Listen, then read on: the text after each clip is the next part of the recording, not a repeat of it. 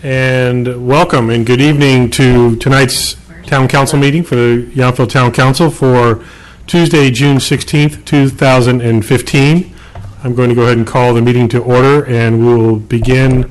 Well, let me just mention before roll call, because we know I know we have some new guests here tonight. If you can just remember to make sure any mobile devices are on silent so we don't have any disruption during the meeting, that would be appreciated. And if you want to follow along, we do have printed agenda information over to your right by the door that you entered. And with that, I'll invite roll call, please. Councilmember Moeller. Here. Councilmember Durham. Here. Councilmember Dornbecker. Here. Vice Mayor Hall. Here. Mayor Dunbar. Here. Please join us in the Pledge of Allegiance. I pledge allegiance to the flag of the United States of America and to the republic for which it stands, one nation, under God, indivisible, with liberty and justice for all. Want to let her know? Voice vote. Get around. Okay. We're just looking at our Do a screenshot for me. automatic tab voting system here that one of these meetings will actually work for all five of us. At the same time. It does not look like simultaneously. tonight's that night, however. No, we'll do voice vote then. So do we need to all exit and then re-enter? No, I just don't. We just use won't do the vote. Yeah. Okay. I can manually Never do it mind. also. I can manually tally that also. We'll go ahead and move on to adoption of tonight's agenda. If there are no corrections or changes, is there a motion? I make a motion that we adopt the agenda. Thank you. I'll second. All in favor? Aye. Thank you very much. We're going to move right into our first of three proclamations. The first one is recognizing a very special member of our community. I think many of you know Lee Hart, and I'm going to invite Lee to come meet me at the podium so we can give him some recognition for his decades of service to our community.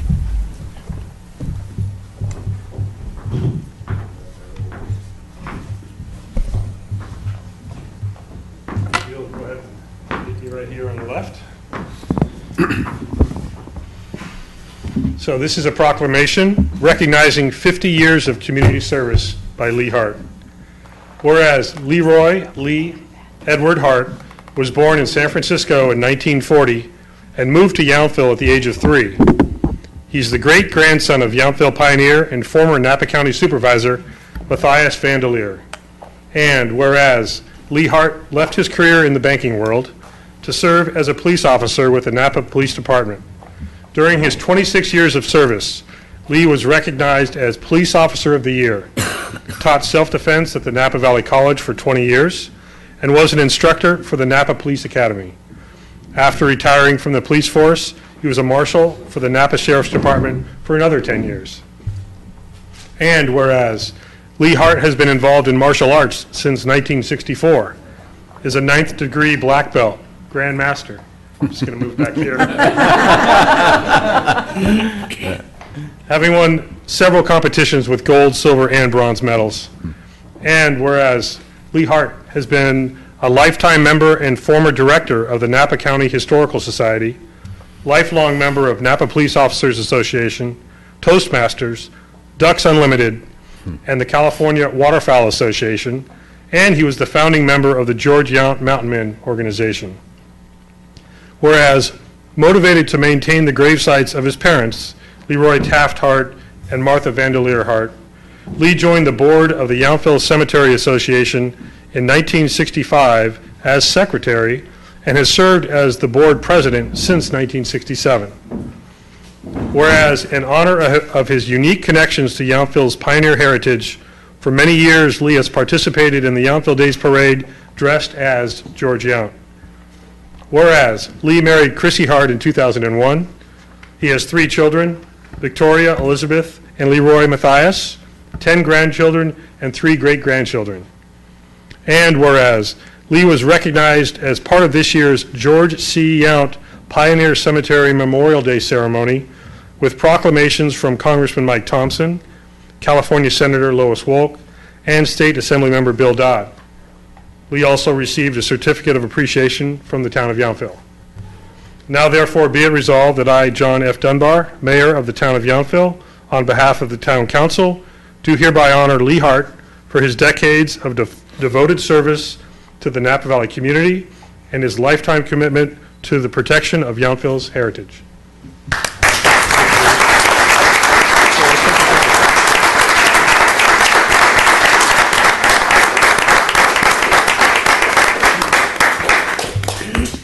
Say a few words.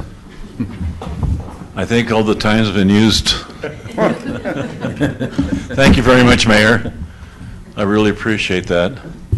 And it's interesting because I got involved with the cemetery in 1964, and I was invited to join the board, which was a volunteer position.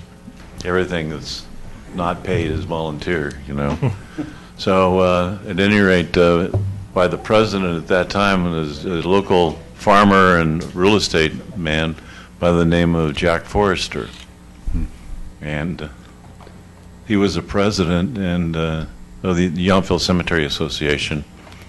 And my furthest memory of the Yountville Cemetery is watching two of my aunts in the 1950s, early 1950s, in the springtime, bringing their rakes from their houses in Napa up to the Yountville Cemetery and raking leaves. And in those days, the environment wasn't quite as dictatorial as it is now. So what they do is they break these leaves into a medium-sized pile, put a little kerosene on them, and light them and burn them in the cemetery. So when these people, my two aunts and Mabel Frost and Lulu Thomas, had preceded me in this endeavor. They were in their 60s and 70s at that time, still raking leaves. And we had a interesting system for weed spray. They had an oil company that sold bulk oils down in Napa on Salskull Avenue. And so you go down and you buy a 5-gallon can of this bulk oil with some kind of weed killer in it, and you spray it all over the cemetery, and everything turned black. But it killed the weeds. I'm sure that's not really environmentally friendly right now either. But at any rate, and so, you know, the Cemetery Association's been in effect since the 1890s. And given the mission to preserve and protect the cemetery and its historic values. And sometimes during that period, of course, the same people didn't work from 1892 until I got on the board. But they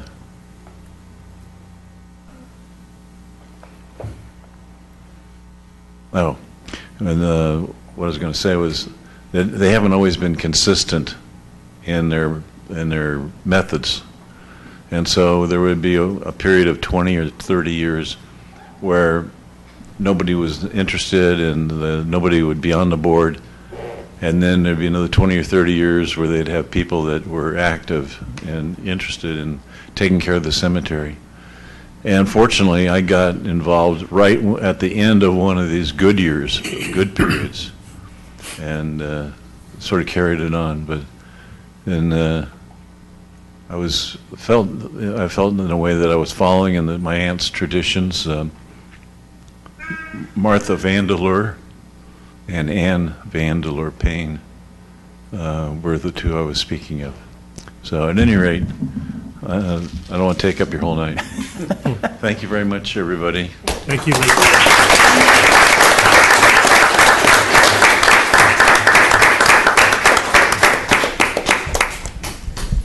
And I know we have many members of Lee's family and extended family with us here tonight, and welcome to all of you. And Lee, as I mentioned at the Memorial Day ceremony, if you would stop doing all these good community deeds, we can shorten the presentation a little bit. So it's your fault. But thank you very much. Next up, we have a presentation proclaiming June as National Alzheimer's and Brain Awareness Month. And it's no accident that I'm wearing as close to a purple shirt as I have. But we have Marissa Lowe, who's a volunteer legislative ambassador for the Alzheimer's Association, and I know Cynthia Guzman is also here. So if I could invite both of you, if you'd like to come up to the podium so I can present you this proclamation, or just Marissa, if that's fine.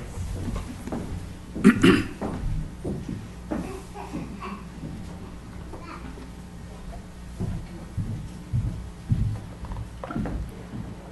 you sign up for the Alzheimer's walk?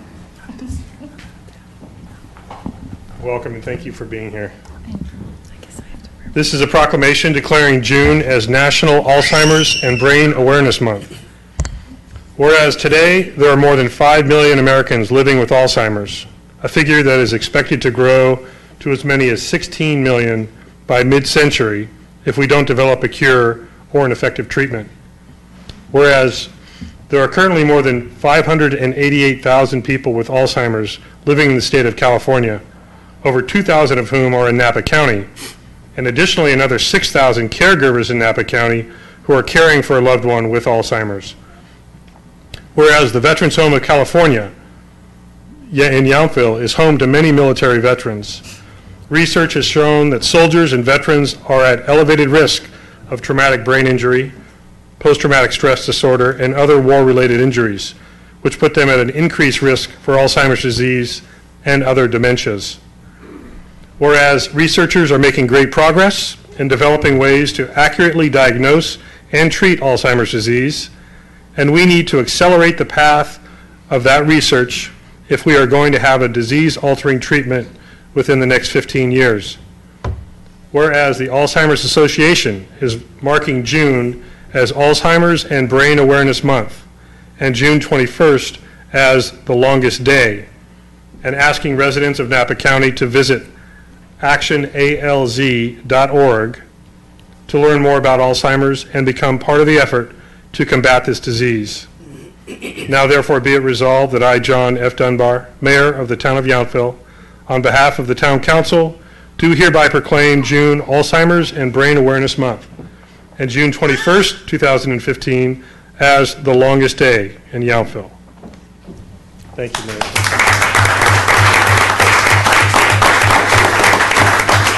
Oh, yeah. Come on over here. Oh, good. One more time for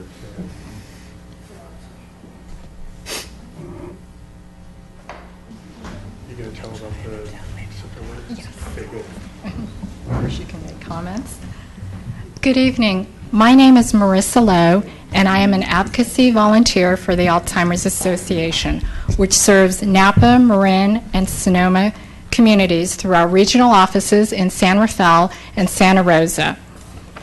My inspiration for this cause is my friend, Cynthia Ortiz Guzman, our California 5th District Napa County Woman of the Year, who was diagnosed with younger onset Alzheimer's at the age of 63.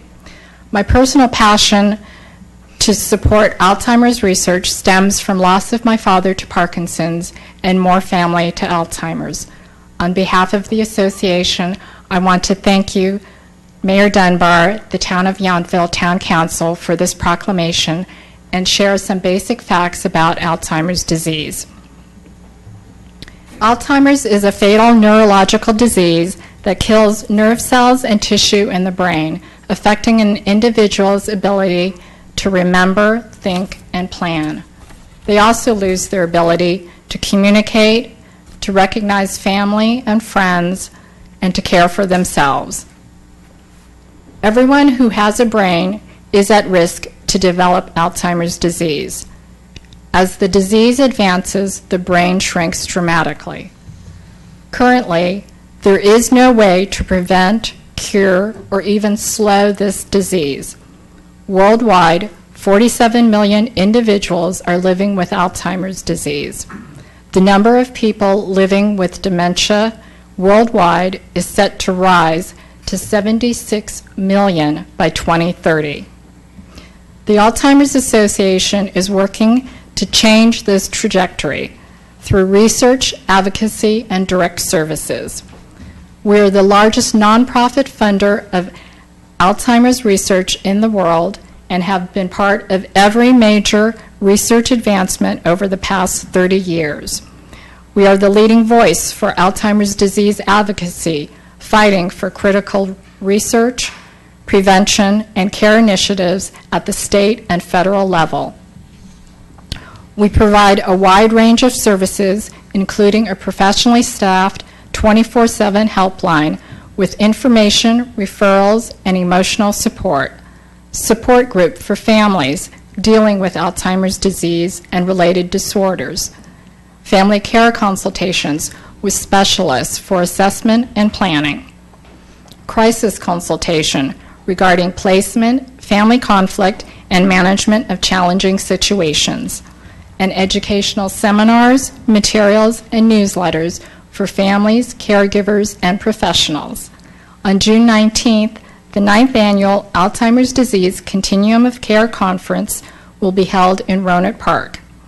Most of our services are free and made possible through our fundraising and awareness efforts. Our annual Walk to End Alzheimer's is the world's largest event to raise awareness and funds for Alzheimer's care, support, and research. I encourage everyone to come and participate in our Napa Valley Walk to End Alzheimer's, set for a third year in lovely Yountville on September 12, 2015. Everyone with a brain is at risk to develop Alzheimer's disease, but everyone can help to fight this epidemic. During Alzheimer's and Brain Awareness Month, we are asking everyone in Yountville to take the Purple Pledge and use your brains to help fight Alzheimer's disease by taking the Purple Pledge at alz.org/pledge and sharing it via social media. On June 21, participating in the Longest Day, a sunrise to sunset event to honor those facing Alzheimer's with strength, passion, and endurance. Go to alz.org/TLD to register today. And here's how you, the Town Council, can help. Share and post our facts and figures video, link to our chapter's website, share and post the 90-second Longest Day video, email your constituents a brief announcement about ABAM and the Longest Day. Thank you to the Town of Yountville for your support. Thanks, Marissa.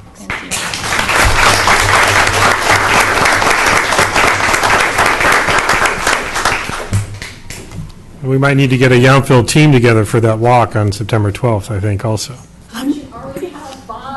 I'm already registered. There we go. You might know my friend Erin Kane, who is also an advocate. Oh, yeah, she's on our North Bay She- Public Policy Committee. She went to Washington, D.C. with you, and today I read on her post that there's additional funds being allocated because of your work, so thank you. Yes, for the first time ever, $300 million is being allocated. That's great. That's the first ever.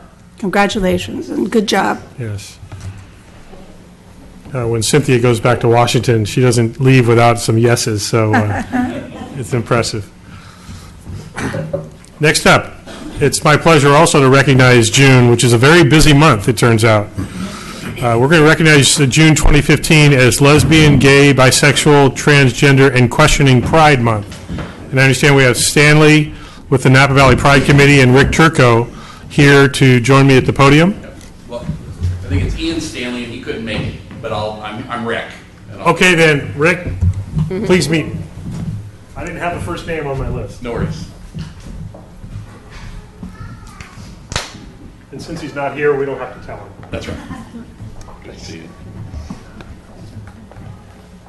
This is a proclamation declaring June 2015 as Lesbian, Gay, Bisexual, Transgender, and Questioning Pride Month.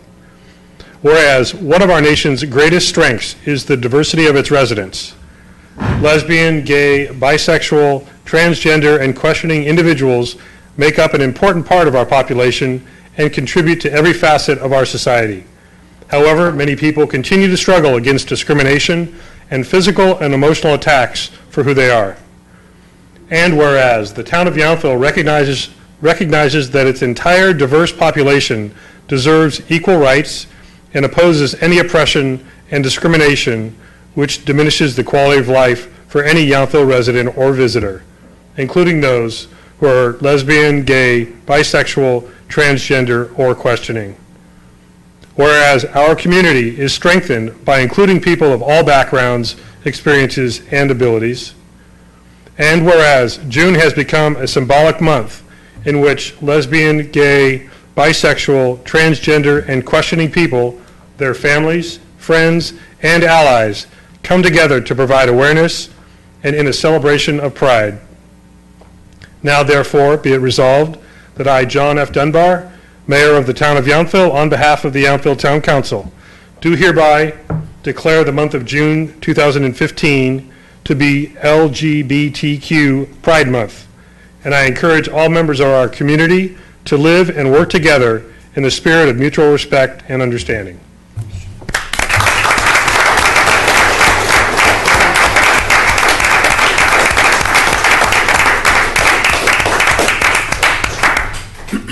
Get over here. One more time. I got one for you. Even better. Yeah, please. Thanks so much. So thank you to the council. I cannot tell you how much this means to us. John, you're really good at letting the alphabet soup roll off your tongue. This is really important. We're in the middle of Napa Valley Pride 2015, and on behalf of the Napa Valley Pride Committee, Planning Committee, we really want to thank all of you here in Yountville. A lot of people misunderstand pride. Pride is not when we talk about gay pride, we're not talking about being better. It's just that so many of us have lived so many years not being able to be authentic, not being able to live our lives the way we really felt we were. And this is an opportunity for us to get up and actually say, this is who I am, and I'm not going to hide in the closet anymore. And the power of this, the power of a proclamation like this is that the one thing you need to understand is that kids from 13 to 24, LGBT or LGB kids are 4 times more likely to commit suicide than their straight counterparts. Questioning, even a kid who hasn't figured things out yet, but just is unsure, is 3 times more likely to commit suicide. And a lot of that is feeling like they can't be accepted, and it's proclamations like this and acceptance like this that really helps us turn the corner on that. So we are very grateful for your support. Thank you. You're welcome. Thank you.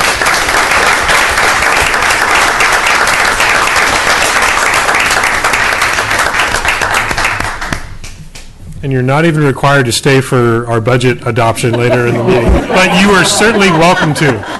You're absolutely welcome to. Basketball game on. Yeah. No, there's no talk about the basketball game that's being recorded at my home. Streaming it. I will kick you out of the room. Thank you again for being here tonight. Thank you, Liz. As much as I'd love to stay in the budget, Yeah, it really means that. yeah, I'm sure. Thanks for being here, guys. Is it basketball game? Exactly. So we're going to move on in our agenda to our public comment portion.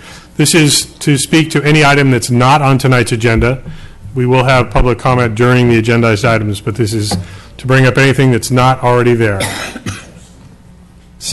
Yes, please, come on forward. Well, first, I didn't expect to say this, but I wanted to tell my brothers, I'm not gay, but I'm so proud of them for being who they are and standing up. I mean, being an old soldier.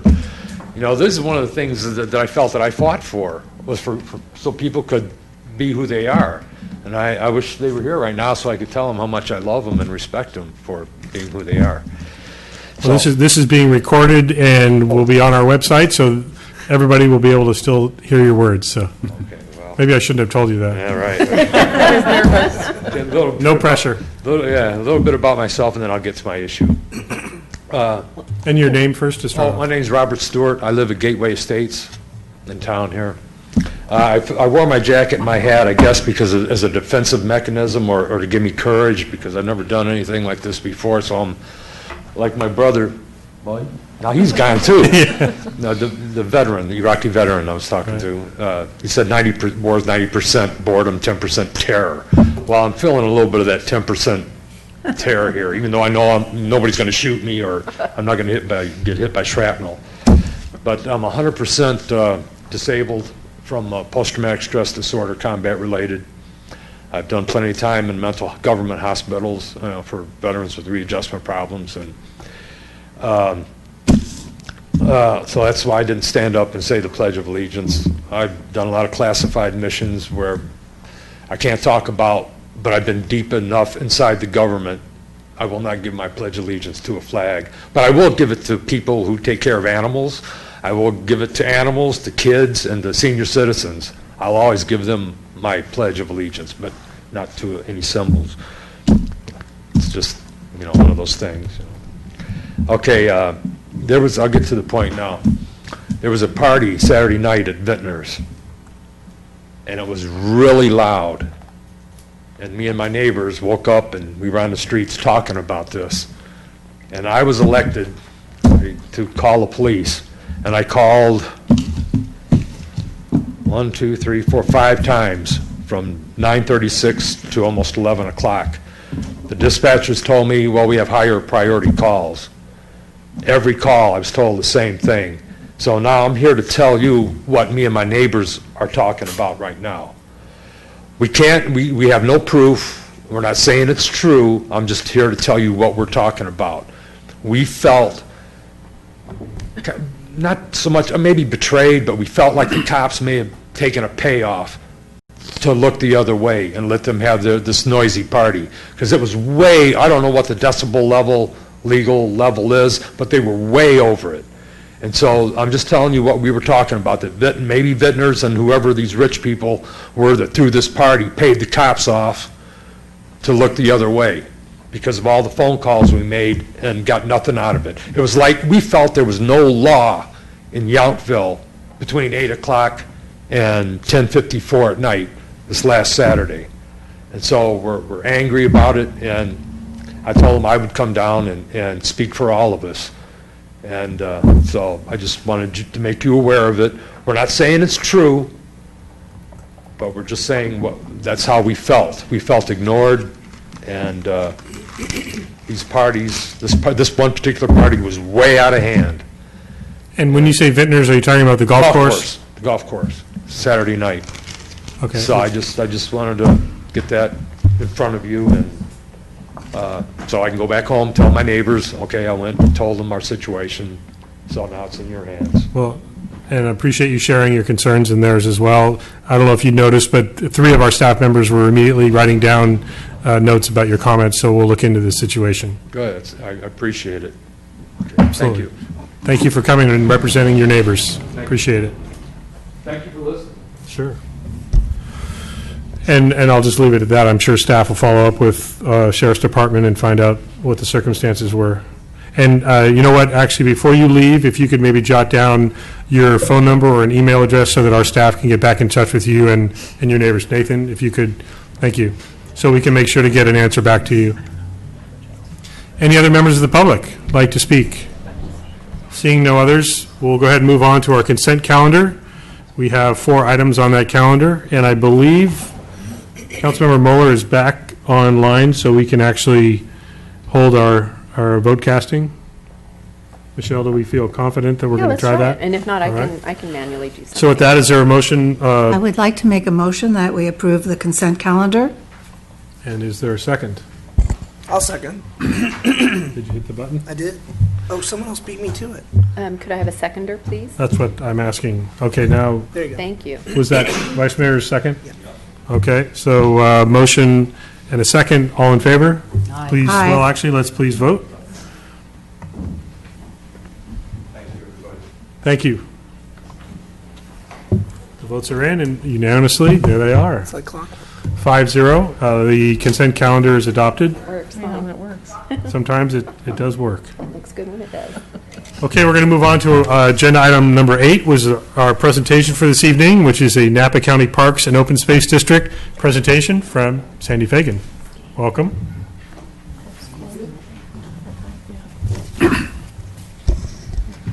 Thank you. I appreciate the opportunity to come speak with you. Since the appointment effective in September, there's been a time or two that we've gotten together to update you a little bit. So I'm pleased to be able to bring you a final document that was attached, I believe, to your agenda. You may have had a chance to read that. It's about 11 pages of material, and with an addendum of lots and lots of figures and facts and all of that. So I hope that it's been interesting to you. The one thing that I would share with you is that there's no action required on this. This is for your information, to let you know what we've been doing the last 9 or 10 months. Actually, the report itself will go back, after being shared with you and other constituencies, will go back to the district board for their action. So they're the ones that'll have to deal with the recommendations and all of that. What I wanted to do, though, was take a little bit of time, and really a brief amount of time, to just go over very quickly with you and highlight a couple of things for you to give some context, I think, to the report itself. I put together a visual to accompany the conversation here. Plus, it's helpful to me and my thought process here to have a look at this. But what I wanted to do was to actually begin to talk to you a little bit. The next slide will show you where we are in our physical location, the Napa River Ecological Reserve, and we've talked a little bit about that. The fact that it is a priority to the district to not just maintain but enhance that particular piece of property, and this is right off of the website, so it's actually featured very much on the district's website. One of the things that happened in 2014 was that there was a workbook, an ecological focused on the Napa River Ecological Reserve. There was a workbook put together for teachers and for students, and so that when they come to visit the reserve, they're prepared to make it a learning experience and all that sort of thing. So there's been some work to get use it as an educational site as well as a recreational site. So I appreciate that very much. Moving forward, we have a history. Very briefly, that the district came about in 2006. In 2008, there was a 5-year plan created. In 2012, there was a review of the master plan done, and that's sort of where this idea of an advisory committee began to germinate slightly, saying, gee, let's get some input from folks in the community and see sort of where we are with regard to open space. And that was the genesis, I believe, of where we are. What we did as a group was to focus on four guiding principles that the next slide will reflect the principles that we looked at, that we really talked mostly about, were creating outdoor recreation, preserving, restoring, and protecting the natural resources and habitats, providing educational programming opportunities, whether they be cultural, historical, whatever, to provide management of the district and of the lands, and to enhance interagency partnerships. So when the district came together, they had 4 primary goals. We looked at those as a committee and wanted to focus on those a bit and see how the how the district had done in terms of moving forward with those. So briefly, the accomplishments, and I'm not going to read through these with you, but I wanted you to notice, just by virtue of the number of them, the incredible work in just the 2014 that was done by the district in acquiring properties, enhancing properties, maintaining properties, constructing properties primarily to hook up other agencies' efforts, whether they were the Bay Trail and so on and so forth. So a great deal was done. I think one of the things of interest was that there was an application submitted to take over the responsibility of maintaining Robert Louis Stevenson State Park, which you may know really had not much oversight, and is with Bothay State Park, about 11 miles north of that is Robert Louis Stevenson Park, so a lot of the folks that are visiting the local parks want to move out and try some different activities. So we appreciated the work that these people were able to do on that. And the next slide that I brought you continues with that slightly. The thing I think was interesting, and I think I may have shared with you before, the last of the bullet points, since 2007, the district has leveraged over $5 million in County of Napa support. And this is particularly interesting to me. For every dollar provided by the county, the district has generated $3 in other support.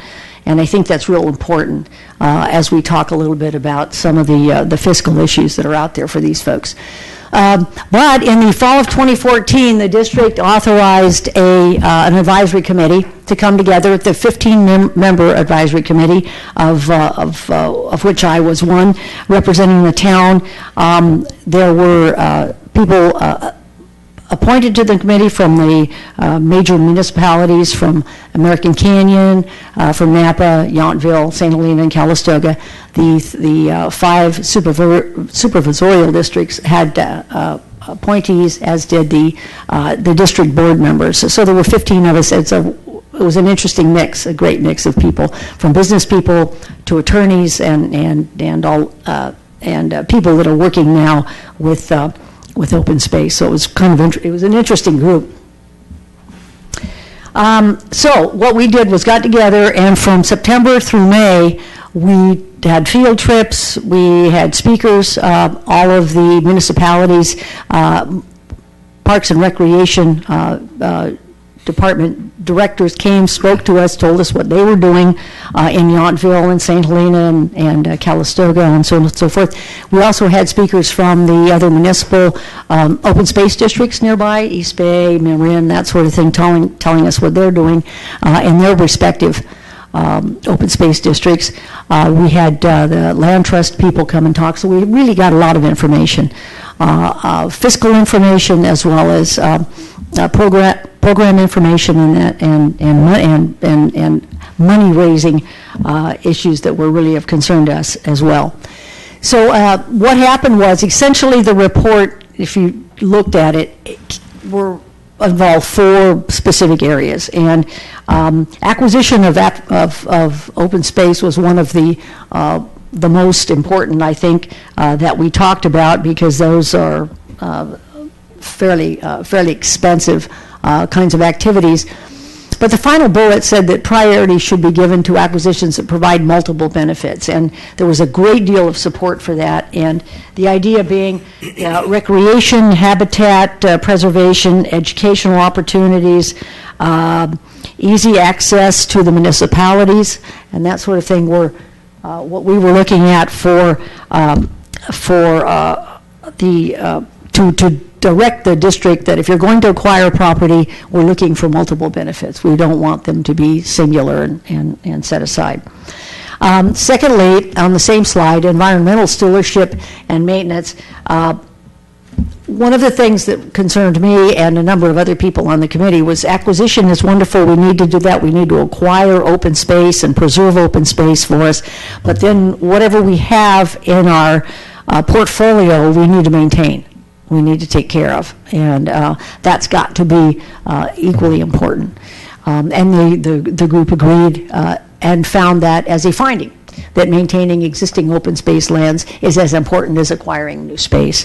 And the stewardship of the environment, taking care of what we've got and enhancing what we have would be as important as acquiring new properties, and we appreciated that. On the next slide, the 4th had to do with education, interpretation, and recreation programs. And we have, the issue here was cost. It was a cost issue, and we realized that there would be much more happening with education, and interpretation, and recreation, and all of that if there was some additional funding. That priorities disallowed that to the extent that it might be an important thing for us to do to move forward, that we needed to partner better with educational institutions and organizations in the area. So, and that's essentially what we're looking at in terms of outdoor recreation. We also talked about the health of our community, obesity issues among children and that sorts of things, and realized that our physical health as well as our emotional health and whatnot was tied up in this, that the economy could be better served perhaps by outdoor recreational opportunities. One of the things tourism wanted to do was to keep tourists in the area for a while, rather than just coming in and leaving. The traffic issues and those sorts of things that come from that. Could we get people here, once they're here, to tour and visit? How can we help to keep them here? And we were talking about an enhanced program of open space and use and so forth would be helpful. And then lastly, I think we talked about the next steps, and frankly, given revenues and whatnot, that we realized that if new revenues or if the revenues were not forthcoming, the district would have to shift really to a purely maintenance and operations mode, that the acquisition of new properties would become really problematic for them. And after a long discussion about opportunities, and this one probably took the most time, talking about where's the money going to come from? If we need more funding, where's that going to come from? We talked about property taxes and parcel taxes and all sorts of things, and finally settled on a recommendation of a 1/4 cent sales tax. And we'll be recommending that as part of this report to the district board.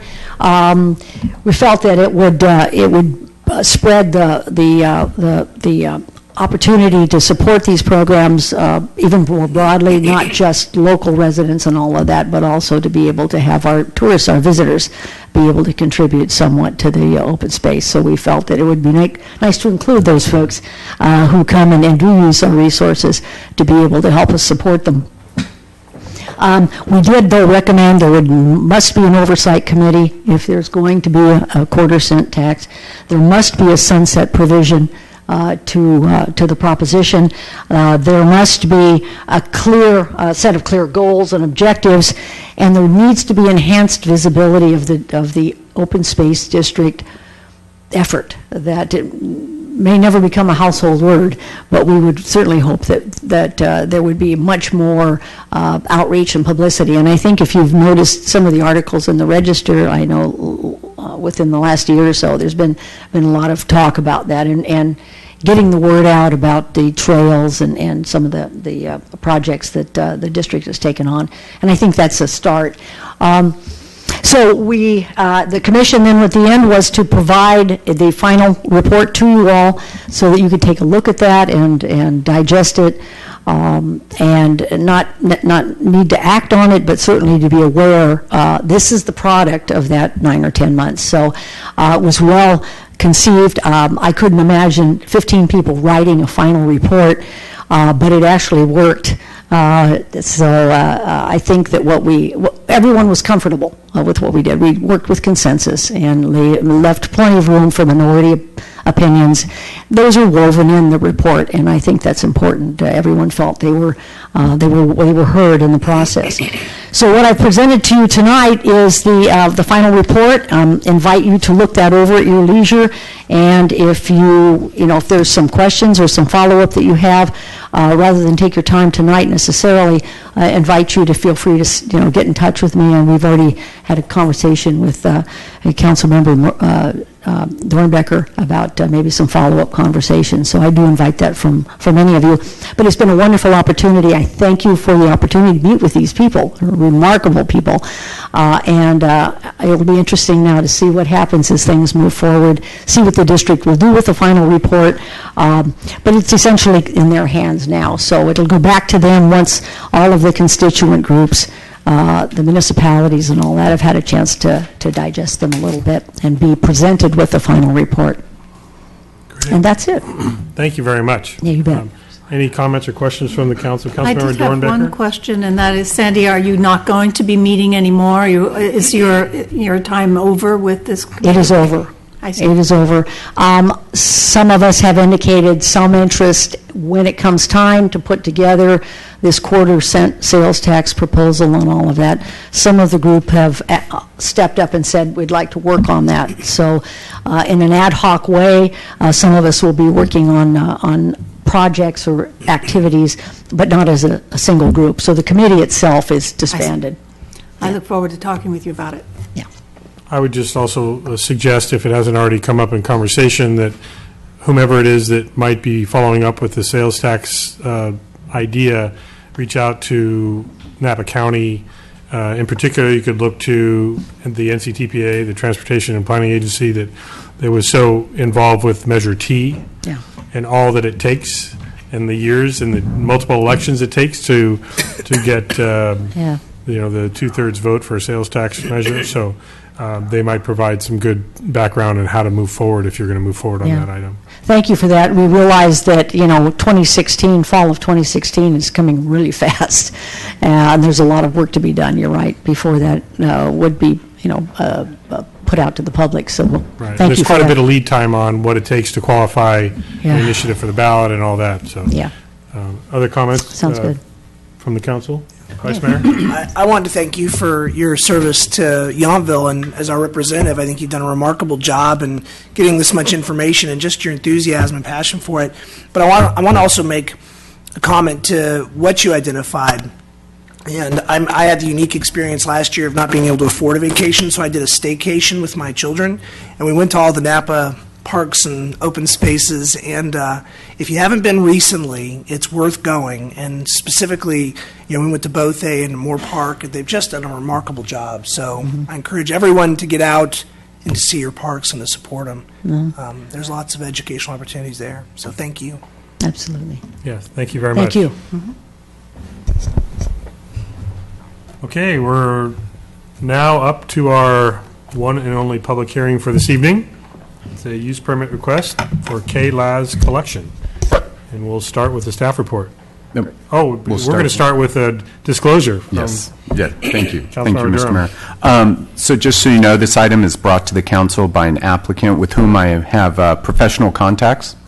So although I do not know that my relationship with the applicant rises to the level of a true conflict under the Political Reform Act or the FPPLS regulations, I will recuse myself from participating in the discussion or the decision. So thank you. Thank you for that, Councilmember. I don't think Do you need to read yours? No, I don't think I technically have a disclosure, but I'll disclose that I'm the Chief Financial Officer at Cliff Lady Vineyards, and although the content or the outcome of this meeting will have no direct impact on me or my employer, I need to recognize or acknowledge that I'm the Chief Financial Officer for a winery that has a tasting room. And I will also disclose, this is what happens when you're in a small town in the middle of the wine country, right? That while I have no direct personal material financial interest at stake here, my wife does work for the Good Life Wine Collective, which is a collection of 3 brands, one of which is located here in the Napa Valley at the in Yountville at the north end of town.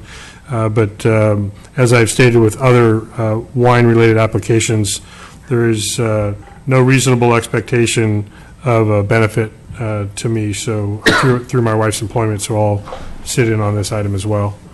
And with that, now we'll get to the staff report. Wonderful. Well, thank you, Mayor and Council. Before you tonight is an application for a use permit for the K-Laz Collection, which will provide a multi-use retail space featuring wine tasting, tasting seminars, wine retail, floral arrangements, and photography, located at 6484 Washington Street, which is Suite C in the east corner of Piazza Quercia. It's in the space that was previously occupied by the Countryside. The proposal is to use that space as a multi-use retail space featuring wines from the K-Laz Collection, as well as providing other retail opportunities such as floral arrangements and photography. Approximately 60 different wines from a variety of producers will be available to purchase, to take away for consumption elsewhere. The applicant also plans to provide wine seminars for up to 12 individuals by appointment only. The seminars would be held in a sit-down setting where 6 to 7 wines are discussed with a common theme, such as appellation, vintage, winemaker, variety, or others. The space will also contain floral arrangements by Seth Chapin, available for purchase. A small refrigerated space is available for the sale of cut flowers, though the majority of the purchases will be succulents or orchids. Space will also contain Karen Laz's photography, which will be available for purchase either framed or unframed, as photography cards, smaller prints, and also a photography book. Now, regarding the site design, 585 square foot space will be primarily devoted to the wine, the seminars, and the retail. The space contains a 48 square foot conference table, which will display arrangements of succulents that will be available for sale, but the primary use of that table will be for the seminars. The retail space will occupy approximately 27% of the total square footage of the space, though that total is reached including that 48 square foot table. The applicant will replace the copy of the current countryside signage, which will read K-Laz Connection. So the sign that is currently hanging under the entrance of Piazza Quercia from Washington Street, as well as the sign that's hanging right outside that suite, will both be replaced like for like, with the sign that says K-Laz Collection, as well as a second line of smaller text that reads Wine, Photography, Flowers. No changes to the landscaping around the area is proposed. The space will operate under the guidelines of a Type 42 ABC license, which will sell wine and offer appointment-only tasting seminars. The business is proposed to be operated 5 days a week, closed Tuesdays and Wednesdays, 9 a.m. to 5 p.m. It's proposed that Ms. Laz and one other employee will be the only ones there at any given time, with the exception of special events. The applicant intends to hold 5 special events per year that would extend beyond normal business hours but last no later than 9 p.m. And these events will also be by invitation only, where an RSVP is required. Based on the Yountville Municipal Code, the definition, the allowable uses in the residential scaled commercial, it prohibits wine tasting bars. However, based on the definitions that we've seen and what the applicant has proposed, staff believes that this is a wine shop definition, and which is why it requires the conditional use permit, and it is allowed within that space under the use permit. The wine tastings that will be held there, as we stated before, are seminars that will be held by appointment only, and are priced to be around $55 to $155 per guest, all depending on the wines that they select and the theme. Based on the elevations provided, the space should have the capacity to display about 600 bottles of wine for retail. Each tasting seminar will typically last approximately 90 minutes for a range of 1 to 12 guests. The hours, though the seminars will be held during normal operating times, the proposed hours of operation, 9 to 5, will also be open for people to come in to visit the space for a retail experience, whether to purchase the wine bottle or to purchase the flowers or the art that are available. Staff has worked with the applicant for a number of variations of this application and would want just to applaud the applicant in their efforts to comply with the retail diversity policy that the town has set. It's an interesting space, and given the size, we're impressed with what they have done to follow the spirit of this policy for retail diversity. What staff is asking the town council to consider is whether this 48 square foot table, which will have tasting seminars held at it, if that adequately should include the flowers as it is considered right now. Without counting that table as retail space for flowers, then the retail space other than wine is at 19%, but if you include the table, it's at 27%. So staff just asks council to consider that as they consider the application. On the whole, staff recommends that it does. A special event permit would be required for any of the special events, which KLAS Collection does, and a parking management plan would also be approved by staff prior to issuing the permit so that there will be no neighborhood impacts during these extended hours of operation. Staff believes that the proposed project is consistent with the requirements of the residential scaled commercial zoning district and is available for any questions. So with that. Thank you for the presentation. Questions before we get to the actual public hearing? I don't know. I didn't see if anybody hit a button. Oh, I have to go out. Hold on. So let's just, Councilmember Murray, you have questions of the staff report? Yes. So only you said a couple things, and I just want some clarity in terms of there'll be the applicant and or one or two other employees at the most all the time. But there could be up to 12 people sitting at the table, and I want to talk about that in terms of the allocation for parking. From what we've seen, the parking spaces there behind would adequately cover that, but we've also included, similar to previous use permits that we've seen recently, that 6-month period. If it appears that there's an issue with that, we hold that up. It's capable for it to come back for us to review. Because the parking lot's full a lot, in my opinion, so, but I think that would be fine. Okay, thanks. Vice Mayor, questions? Yes. So you're familiar with the Type 42 license for a bar tavern? It's Type 42. Yeah, we've talked with the contacts of ABC for Type 42, and this falls within the requirements of that permit. Is there there's not an allowance for minors to be in the property with Type 42? That's what I've just read under the ABC. Is that correct? I'm not familiar with that part. We did speak with ABC, and because the wine tasting is an accessory use, it is actually classified as a wine shop, then the 42 license is appropriate for a wine shop. I am not 100% sure about what happens if there's a minor that's in the space that's not where the tasting is occurring. I mean, they're allowed to be in a retail shop, so we certainly could do a little more research on that, but obviously they'll have to operate within their requirements of a Type 42. If that means that they any minors are not allowed to be around the tasting area, that may be required for them to kind of adjust their operations during that time. And I just quickly looked it up because I'm not familiar with the 42. I'm familiar with the 41. I'm familiar with the other winery use permits, but 42, from what I read, authorized sale of beer and wine for consumption on or off premises. No distilled spirits. Minors are not allowed to enter and remain, except for musicians. So they could be playing a minor musician. Food service not required. So as long as we're clear on the conditions, right, and that if we're going to authorize that use under that permit and that the applicant's aware of that, and I'll ask again, but you're familiar with that requirement. Okay. Well, as I understand, I mean, if they have to be outside that area, then they would have to remain outside. Yeah, I'm just during the tastings. And I know we get gray, but we do have a public safety official in the building.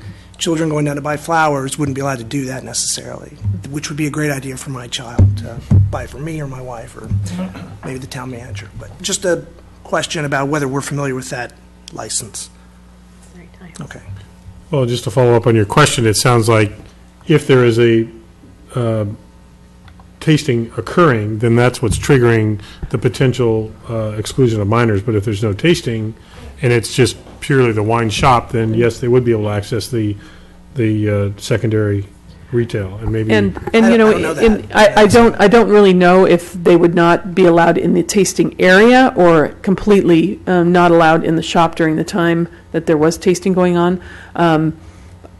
I could see them actually being able to be kept away from the tasting area and still be able to purchase flowers. But if ABC does not allow that, then during the time they're having tasting, children wouldn't be allowed. She'd have to ask them to leave if they came into the space. So is there only going to be tasting during tasting appointment times? And the shop's closed other than that?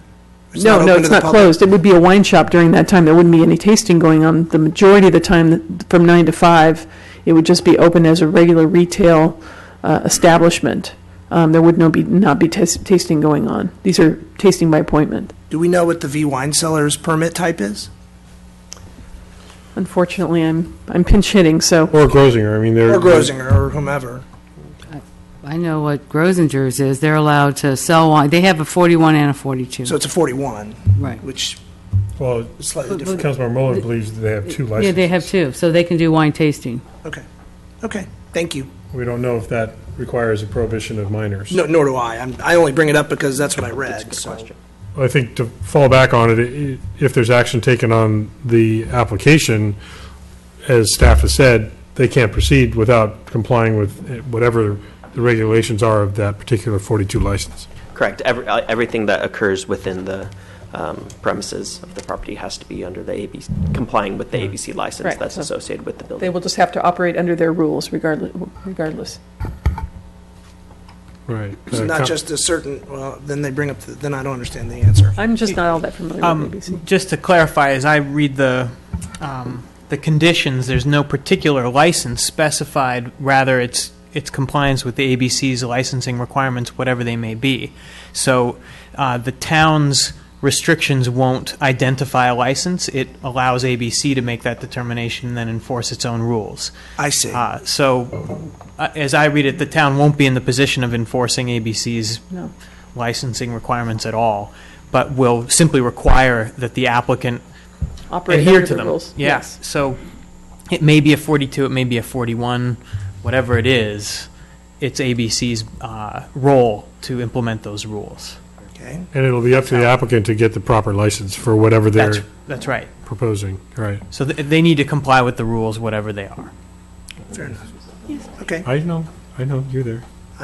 That's all I have for now. finished. That's all I have for now. Thank you. Councilmember Dornbecker. Yes. Well, first of all, I think that, I think my question is answered but my question was, will tasting only be in the seminars, or will there be, but I hear you saying there will also be tasting by appointment. The seminars are the appointments, and the applicant can come up and We'll have verify her, more. during her presentation, kind All of right. clarify if she knows also what the ABC has told her. And so the wine seminars will take place around the table. Correct. Thank you. Couple of questions I have. You talk about the signage. I know we've had an issue with freestand signs that people decide they put it out wherever they want to stay open or whatever else they say. But you're saying that the outdoor signage below the arched entry is affixed to the wall? It is a hanging sign that's Right. affixed underneath that, yes. And any other signage is inside? That's correct. The signage that's inside the courtyard isn't regulated by the town. Which is why displays of merchandise are allowed outside the front door of some of the retail spaces? I am not aware of that being an issue. I know that signage is not regulated, because I've looked that up specifically for the plaza that is under question this evening. Exterior display of merchandise, I'll look at it while we're discussing it, and then I'll let you know. And it doesn't sound like that's being proposed for this No, it business isn't. application, No, it but isn't. there seems to be a little bit of what goes on in the courtyard, goes on in the courtyard. And then there has been a freestanding open sign on the sidewalk adjacent to the street that is non-compliant. If it's visible from the public right-of-way, then it is a violation. So that, I just want to make sure that whatever the sign plan is here, those Correct. that doesn't continue. Yes, it does not include a freestanding sign. Okay, and there's no proposal for outdoor seating or tasting in the courtyard? Not in the No, application. no table with two chairs out front, kind of thing? No.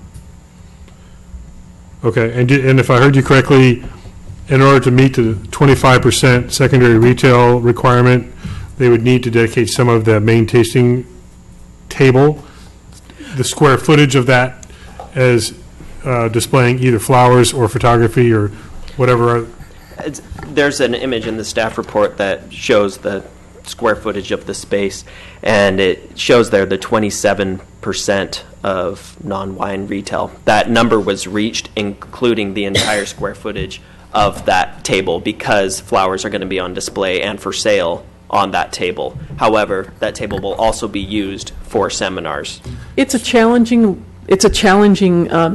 building, and we really worked hard with Karen to get her in compliance with the regulations. It's an odd shape, and it's so we think that the display of the floral arrangements down the center certainly meets the intent of what the retail diversity requirements are. If you wanted to say that half the table was devoted to flowers and half was the other, she would be a little bit under 25%. But I think given the kind of the constraints, we believe that this certainly gets to the spirit of the diversity requirements that you have as policy. Or an exception could be requested to the... It's a policy, yes. It's an adopted policy by the council. Understood. Yeah. But if we could say 23% would be acceptable given the intent to comply. I believe you could. Potentially. Is that, I'll look to this side, that would be discretionary, correct? I'm not saying that we should start making exceptions to the regulations we put in place, but I'm just asking if that's an option. I think the exception that staff is being overly conservative on is pointing out that if there were no tasting seminars and the display table is counted, it's at 27%. Right. It's only when you include the occasional use of the tasting seminars and you bring the table in. So we're just making you really aware that the table is going to have dual purpose usage as both a display for the floral, and then when the tasting seminars are held, the people will sit around the table. So I think what we're saying is if you include it as a floral display, you're at 27% and it's in full compliance, but we're giving you that extra caveat so that if you walk in and see somebody sitting at the table at a tasting seminar, it's understood that dual purpose is going to occur. And quite frankly, it's not full-time that the tasting's going on, so during that time, the patrons would be going in that area and looking at those flowers anyway, so it's kind of a dual-use space in our minds. It would still be a requirement for us to be willing to allow leeway with the compliance of the 25%. I think it's really just a way that the calculation is being made. So, if you wanted to kind of do by hour, the amount of time that a tasting is taking place versus the full 8 hours that the space is open, and started looking at when is that dual-use space used as a wine seminar versus when it's retail, the majority of the time it's really dedicated to retail. So that's the reason we felt that it was probably acceptable to say it's at 27%. It might be 25 if you take, the 90 minutes a day or even an hour and a half, 2 and 3 hours a day out of the space, because the majority of the time it's really retail. So we just wanted to be clear that it was, if you're doing the calculation straight, the way we typically do it, it's just a little different than normal. But my point is, I think you're assuming 1 to 2 tastings a day. Nowhere in here does it say there'll be only 1 to 2 tastings a day. There could be tastings all day long, in which case the table is no longer displaying secondary retail. It's always displaying secondary retail. Always. It would just also be used for wine seminars, but the flowers will always stay there on the table. Right. That's not the way I understood how you were proposing it. Yeah, unfortunately, the flowers are always on the table. Or photography or whatever other secondary retail, as long as so that space is correct. You're okay recommending it's dual use. Correct. And it's satisfactory to you that they're in compliance. Correct. Okay. And just I pulled up while we were on that other topic about the license requirements for a wine shop.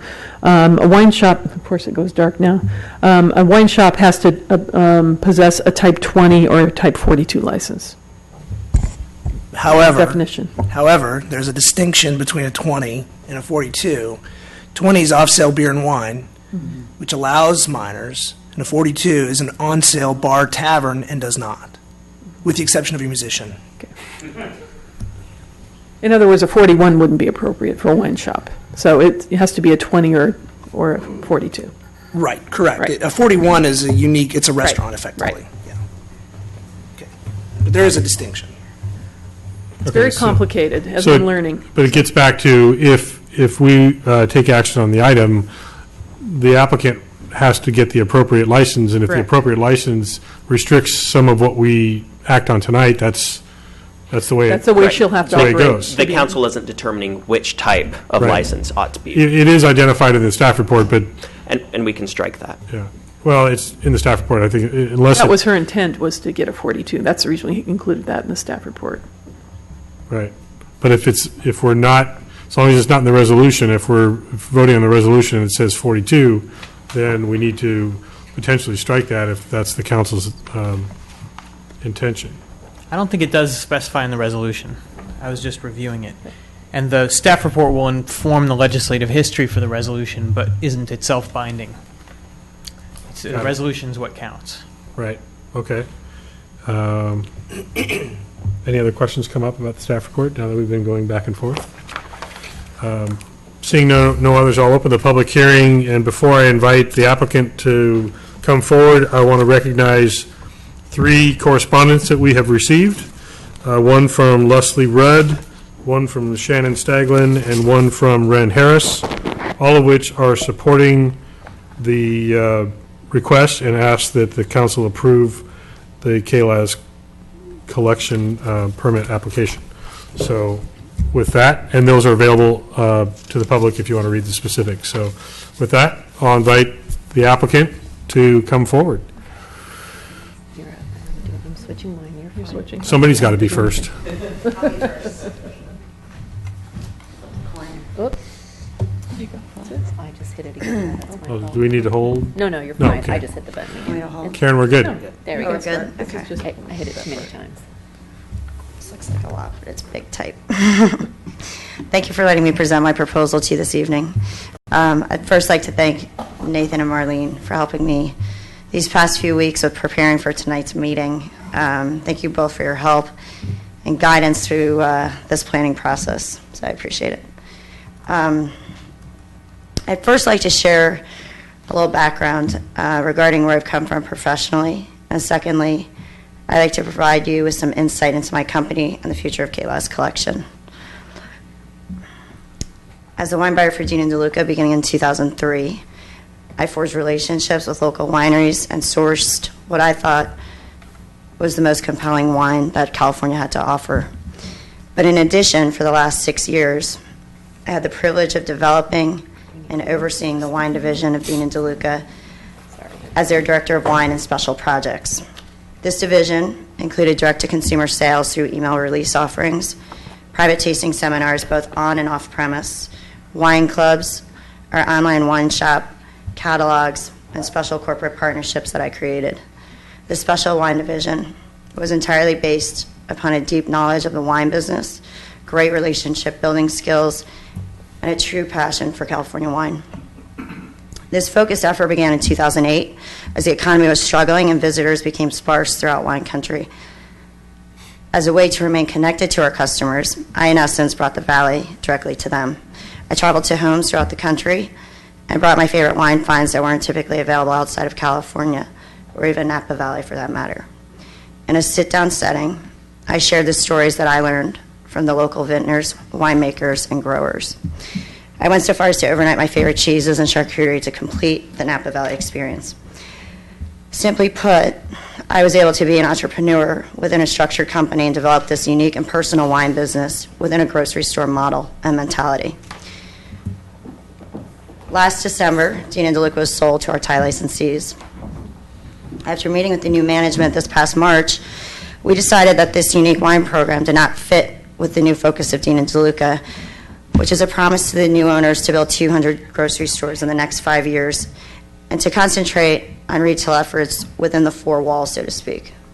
Having cultivated this unique program and forming the relationships with the producers and the wine enthusiasts alike, I've been able to take this business within a business, so to speak, and introduce its next chapter as the debut of KLAS Collection.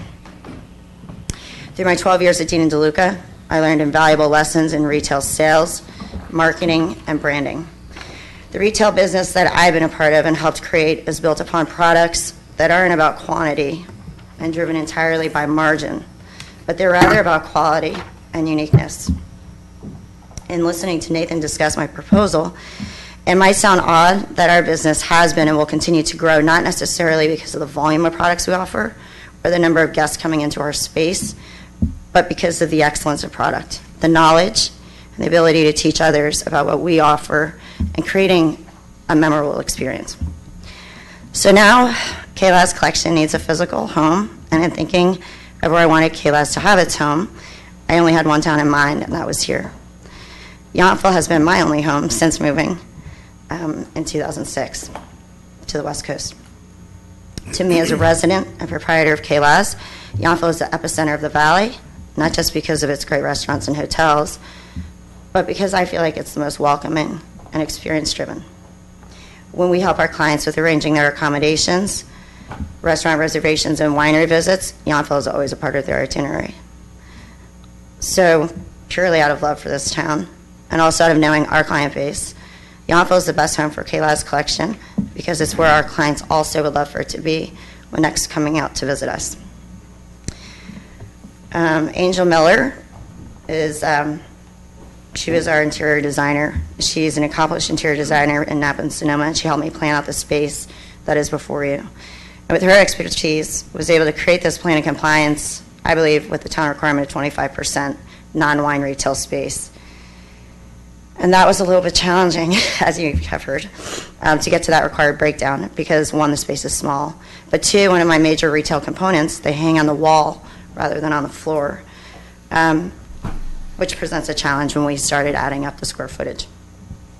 But I think Angel did an incredible job of taking this small space and created a floor plan that meets the requirements of the town while also showcasing all that we have to offer at K-Laz. The three retail components for this space, as you know, is photography, flowers, and wine. My photography is currently showcased and for sale in all the Dean and DeLuca wine departments on the East and West Coast, and I intend to showcase my photography in the new K-Laz space as well. Photography is a significant part of my life. Every day I'm in the vineyards taking photos of some of my favorite spots or finding new places that offer a unique perspective of the valley. Oh, thanks. Those are them. I'm in the midst of publishing a book that will highlight my photography of Napa Valley landscapes, and I'm dividing the book into chapters based on the seasons and the AVAs. Or do we have a lot? We tried to condense them. It could have been all night. So when they are hanging, we'll have them actually bound more in a museum quality, so they'll be basically white matte black frame, and underneath it we'll just put the perspective of where I was. Basically, I remember where I was in all these, but the season, the perspective, the direction of where I was, and the date in which I took them. So, excuse me, gosh. Is that it for the flowers? Yeah. Okay. So, I mean for my photography. In regards to the flower retail component, I'm really excited to work with Seth Chapin. He's the owner of Evermore Flowers. He's actually a true farmer of flowers and has a few acres of gardens down in the Coombsville AVA. Those are some you'll see coming up. He creates arrangements for special events as well as for wineries and restaurants such as Farmstead and St. Helena. Since I don't pretend to be a floral designer, but I do like flowers and I make frequent trips down to Napa to buy them, I plan to lean on Seth's expertise to create the displays that will be for sale at K-Laz. He will specialize in creating and merchandising succulents, terrariums, which are the glass, okay, and flowers from his Evermore garden. I'm excited about this component because the closest place to buy any of this right now is at Whole Foods or Big Ranch Farms. Having a place in town to buy good flowers for your home or as a gift, it'll be a huge convenience, I think, for all of us.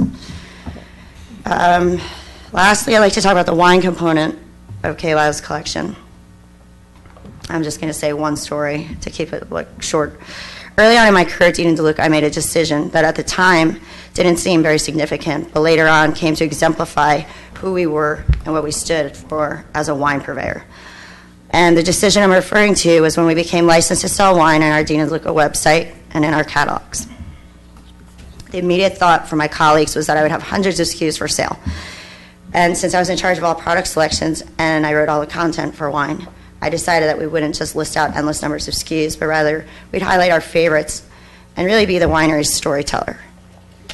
And so we filled the website with their stories and their background and we made videos of the winemakers and the owners talking about their own wines. We drove the sales not by how many SKUs we had, but by giving our customers access to these great wines, while also sharing their story and really just giving life to the product. In the proposed space for KLAS, it will be the same. For our wine tasting seminars, we have the same mindset. We convey the stories of the people and the land behind the wine. That is why we're offering sit-down wine seminars for our guests, as opposed to building a tasting bar and pouring wine flights for people to taste. The sit-down seminar style of tasting, it's our way of being able to really engage and tell the stories about the wines that we think guests will love.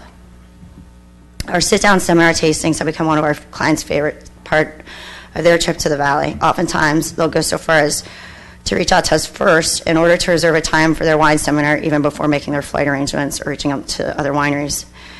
We also have some locals that have enjoyed our wine seminars. Many of them work with wineries and just don't have access to the wines that we're able to offer. They may not have the breadth on a macro level of the winery knowledge that we have. This is a great way for them to taste and learn about a lineup of wines geared towards their palate and budget. So that's why we won't operate as a conventional tasting room, only because that's not our niche and it's not what we're about. That being said, wine will, of course, be available to purchase throughout our hours of operation to take home. I would consider it a privilege for KLAS Collection to call Yountville its home. I'm excited at the prospect of sharing our new space to visiting wine friends as well as to our neighbors and locals in the Valley. Thank you very much. You have anybody else from your team that wants to present, or you've got it all covered, I think? I just wanted to make sure that... I think Bruce would like to say something. Okay, Bruce. Mr. Mayor, Council, Bruce Peters, Portofino Realty Advisors, 6848 Washington Street. As we know, the plaza has good points and it also has bad points, meaning that certain retail being established or being placed in the back has a very difficult time to operate. They don't have direct view from typical pedestrian. Signage, of course, is a very limited and restricted. That's why I feel very strongly that her success will be because of one, it's more of a destination. There are only two other facilities in town that will accommodate a choice of wines outside of specific brand-oriented other retailers. The positivity of having something different. We used to have a photo studio that was here. This adds a nice dimension. And the other part of it, being the retail, is having the ability to buy some flowers. And I thought it was very clever of her when she proposed that as to bringing it in, because that's one thing we don't have here in town. Mm-hmm. So I'm just adding that I wish the council give it strong consideration to acknowledge and to grant her permission to do business. Thank you. Thank you. Before I invite any other members of the public up, I want to just ask if the council has any questions. Vice Mayor has pushed his button. So you have questions of the applicant? I do. So, sorry, Carrie, if you could come back up. I have a question, too. There was actually someone else or do you want to go first? I was going to say something else too about the... I'll wait. Go ahead and say what It else. was in regards to the question about the parking. The one thing that I did impress was that we'll probably occupy one space. Well, if I hire a part-time person, 2 part-time people, it'll be only 1 person working with me at a time. And because I live so close, I am planning on riding my bike to work and getting a new basket for my dog. So you can come with me. But also is in regards to the tastings. And to be honest, most of the tastings, the guests that will be coming will actually not be driving themselves. So what has happened in the past, and we've been doing these tastings for, I'd probably say, since whenever I started this in 2008. So for the last 7 years, we recommend to guests to get a ride. I mean, that's really kind of, it's the more responsible thing. And so when we do have guests that would like to attend a sit-down seminar, like to make a reservation, we do impress that upon them. And also, because of the time in which it takes to do a sit-down seminar, the drivers leave because it's not like, they're popping in and out, they're, tasting 3 wines and then zipping on out somewhere else. I mean, it's truly like, it would almost be like classroom style is what their seminars are, so. Okay, thank you. So questions, Vice Mayor? Yes, thank you for your presentation.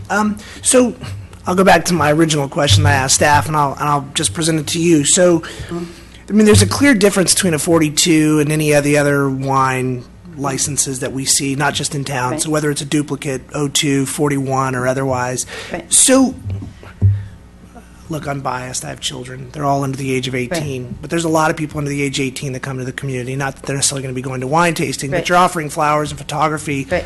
Can you help me reconcile 42? So the licenses that you're just talking about, those are winery licenses. I'm not a producer, so I don't fall in that type 2, which would be a winery license, which would be a winery-specific tasting space. 42 is for a retailer, so what it allows me to do is it allows me to sell wine on premise. So basically, I charge people for a tasting experience, or they can take it, buy the bottle, take it home. When you're doing a tasting, and I should also say, someone had questions about how often we'll be doing these tastings. We don't do these all. We average probably, if we do a tasting, if we do 4 tastings a week, that's during high season.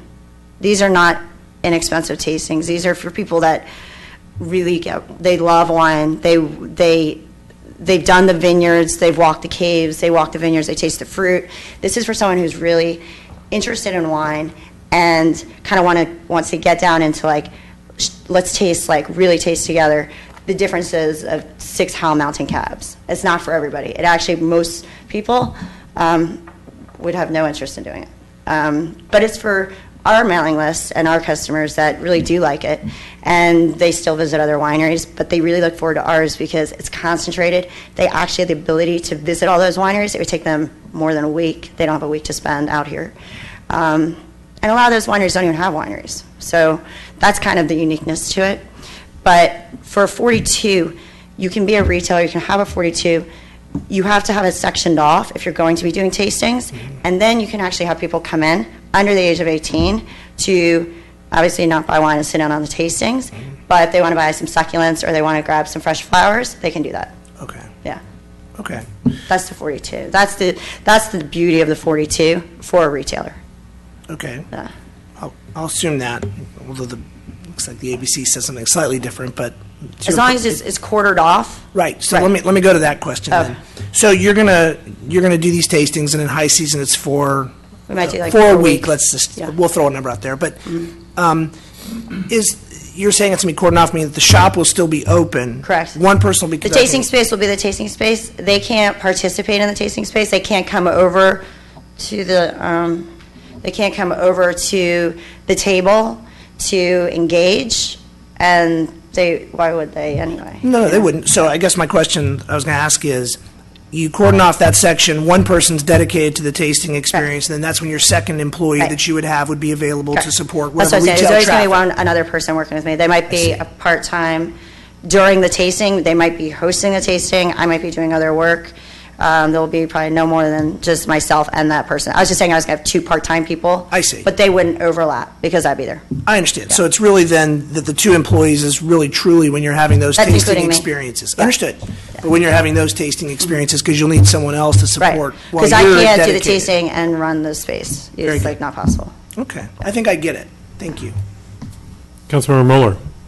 I want to talk about the 5 special permits that you're requesting. And I know that people always request them, just to make sure that they're kind of in there, but you have a very unique space, and you wanted up to 50 people. You can't really even get 50 people in that room. Up for 50 people is, so when we do special events, and it's more of a weekend event, that space is too small. So the event is actually going to, like, I won't be able to host it there, per se. We might be able to do a reception for some of the guests that attend. We might have, like in the past, we've had to partner with restaurants and take over a private space to actually have like the dinner, because we won't be able to serve dinners there, we won't be able to do receptions, and I'm okay with that. I already know the restaurants in town that are willing to help us with offsetting the fact that we do have a small space. We've always had a small space, but we've always offset it with local restaurants that we can use, for a lot of people that have private dining spaces. So I guess this is now an attorney question. If we approve up to 50 people, because that's what it has in the resolution, but it's not going to be occurring at the site, and the use permit goes with the site, right? So, Well, the other part is they can't exceed what the fire marshal allows either. Yeah, you didn't. well, then, I'm just trying to figure out why does it say 50 people here? I mean, should it say a different number? We don't typically go over 50 guests for a tasting experience, and we do a reception. We'll do a sit-down tasting. We break down the trip for them. A standing reception, though, I do think you could hold 50 guests. After hours, 50 guests. We'd have to clear, and we'd have to do some serious maneuvering of the space. But of the 585 square feet, of which I forgot how much space is allotted to the back space, you could do reception. We just have to do some serious maneuvering of our furniture, though. They're probably not all there at the exact same time either. So no, it's a reception style.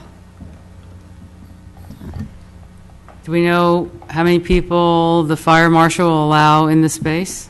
As of right now, we don't have a number. we sent an email, but we didn't hear back from them. So okay. So again, I think the fire marshal's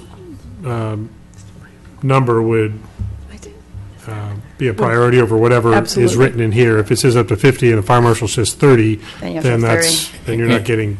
And it may be appropriate, Mayor and Council, to include a caveat that says, shall not exceed 50 persons or the maximum amount as determined by this fire marshal.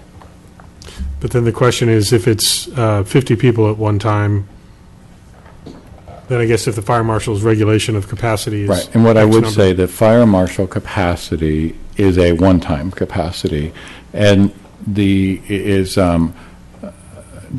Demery was pointing out, a lot of these special events that we approve for various uses, they are a reception, open house style, some are a full-on, so this really would be limited to a maximum capacity of 50 people on those durations in the 5. And just one other clarification that I would point out, when Ms. Laz talks about partnering with other operators and restaurants, she would actually, in that case, wouldn't be operating under her own special event. She would be operating under the special event limitations of either the restaurant or the host site. So we're really talking about, I think in this case, a really finite style of and limited number, and I don't think we would be naive. Some of the folks may mingle in the courtyard in that area, which is not uncommon to the other businesses that have guests mingle when they're in that crowd, but I don't think you're looking at something that's excessive for the nature of the business at all. Okay, Councilmember Dornbecker. Hi, Karen. Hi. One of the things that concerns me about our town and a lot of the people who live here, and you live here, is that things, it's very difficult for a lot of our residents to afford things. What kind of price point are you talking about for flowers and photography and? Yeah, so flowers will probably, we thought $14 and up because they'll be coming with vessels. So they're coming with the vase, which is a nice, I like that actually. So even the flowers that are loose would be put into a vase? They'll start at 14. And the reason why we added the terrariums is because there's a really cool element to it, and they're not expensive. And they're hardy, and they're drought tolerant, and I have them at my house, and they are still alive, and I like that. I like the same thing with the succulents. They require so little maintenance, and that's a really huge plus. Flowers are not expensive. There will be beautiful flowers. There'll be flowers that people can order for special events, and that will be their own thing. But for the store, it doesn't make sense to have really expensive flowers because they won't sell, and then they'll die, and then I have to deal with that. So, and photography. In terms of the wine, the biggest thing, I didn't really mention this, for me, and I always impress this upon our sales staff, and it's thing that I always say, the mantra is that when you are a buyer, and really when you're a sourcer, I guess, more than a buyer, the biggest thing that you look at, and the biggest thing I always look at is, like if I'm going to carry a really good $15 rosé, it's going to be the best $15 rosé because I don't have the space. I don't want the inventory of having 24 rosés. Like it's just not something I'm interested in. We've never done it that way. It's really about a curated collection, whether it's a $12 rosé, whether it's a $20 Pinot Gris, whether it's an $18 Pinot Noir, it's going to be the best at that price point. So when someone comes into the store, regardless of price, if they start at $14 and up, they know that they're going in, they're going to get a $14 bottle of wine, and they know it's going to be good. So I'm on a tangent, but yeah. So price points will be 14 and up. And for your seminars, I think it was mentioned, but how many people are usually in those seminars? The average is about, honestly, the average is probably 2 couples because that's pretty much how people travel. So it's maybe 4 and myself. Sometimes it's 3 couples, but typically like 4 is like the sweet spot. And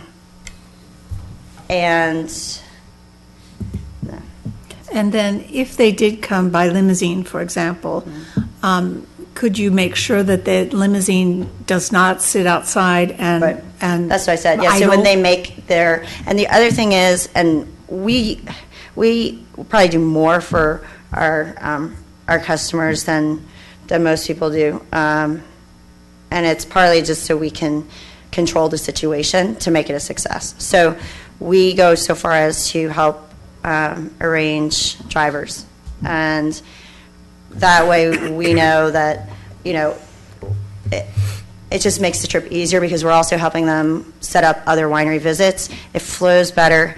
So when we do make appointments, and I said this earlier, we do let them know that it's an hour and a half, and they already know the next spot where they're going, so they know that they can leave and come back, and they can keep them on schedule because we're going to keep them on schedule because we're the ones that are helping them book the next winery, and that's a representation of us. So we try to keep it like.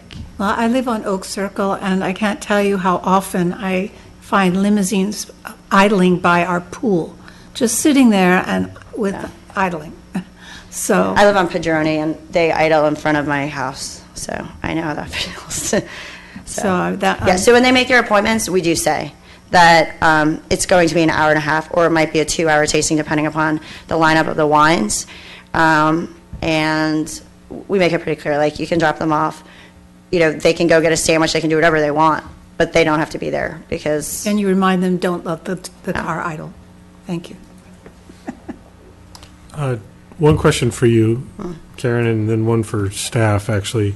So it's clear, I heard, and you didn't say it, but potential mingling in the courtyard during a reception or a special event.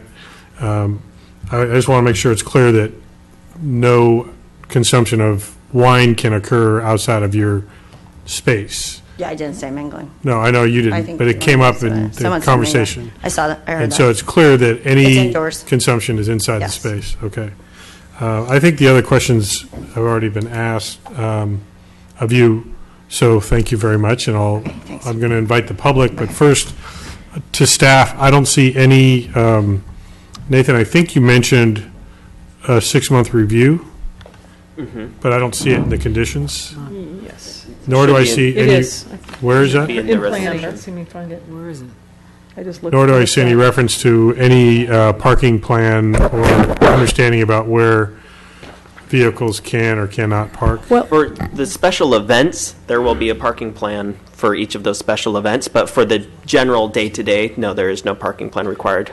They meet the current requirements, the space. So as long as it's understood that the space for parking is not the red zone next to the bank, Right. where every professional driver stops to let people in and out, it's clear to the applicant. But I don't see any reference to the 6-month review that Yeah, was it's there. referenced. Just a second, let me find it.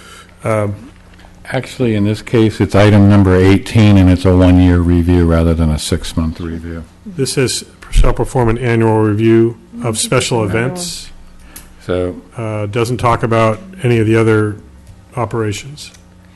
So that's something that could potentially be added. Certainly. If so desired. Okay. Number 18 has the parking plan. 17, pardon me. Okay, with that, any other members of the public like to speak on this item tonight? Anyone? Anyone? Last chance? Okay. I'll close the public hearing and return the conversation to the council for discussion and potential action. So I'm just making a note for myself. Let's see. We have Councilmember Moeller. I'm certainly fine with this if we add to item 16 or the maximum amount of people as determined with your email when you get it back from the fire marshal. That's edit item 16.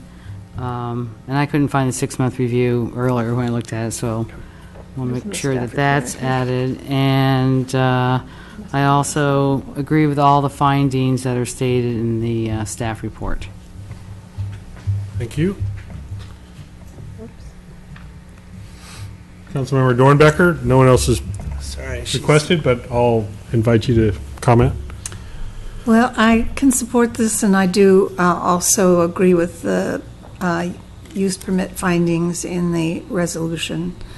I do think that a 6-month review would be a good thing, and I don't know that there's any way we can require the applicant to be sure and tell the drivers to not idle outside or park in the road zone right beside the bank. But it's a concern, but I like the idea that there'll be some neat flowers and things to purchase, and I can support this. Thank you. Vice Mayor? Yes, as stated, I mean, my only challenge with this particular application is the fact that I'm not entirely sold on what a 42 is going to allow and how that's going to be specific. That said, I mean, I'm in the minority in that regard because there's not a lot of people with young kids in this community, and maybe buying flowers or buying photography for your parents isn't a huge deal, but I do support the concept and the project itself in general. I think we need, obviously, to keep our businesses vibrant, and this is obviously something Carrie's had a lot of experience in the Napa Valley. I've worked with her in the past when she was at Dean DeLuca. From a finance perspective, I never get to have any fun stuff. But that said, I think I concur with the 6-month review. If we could just modify that in the current conditions. Yeah, we have a standard condition that we apply, and it just got missed in here, so we can just add that. Okay. And then the fire marshal will certainly dictate the quantity of people at any of these events.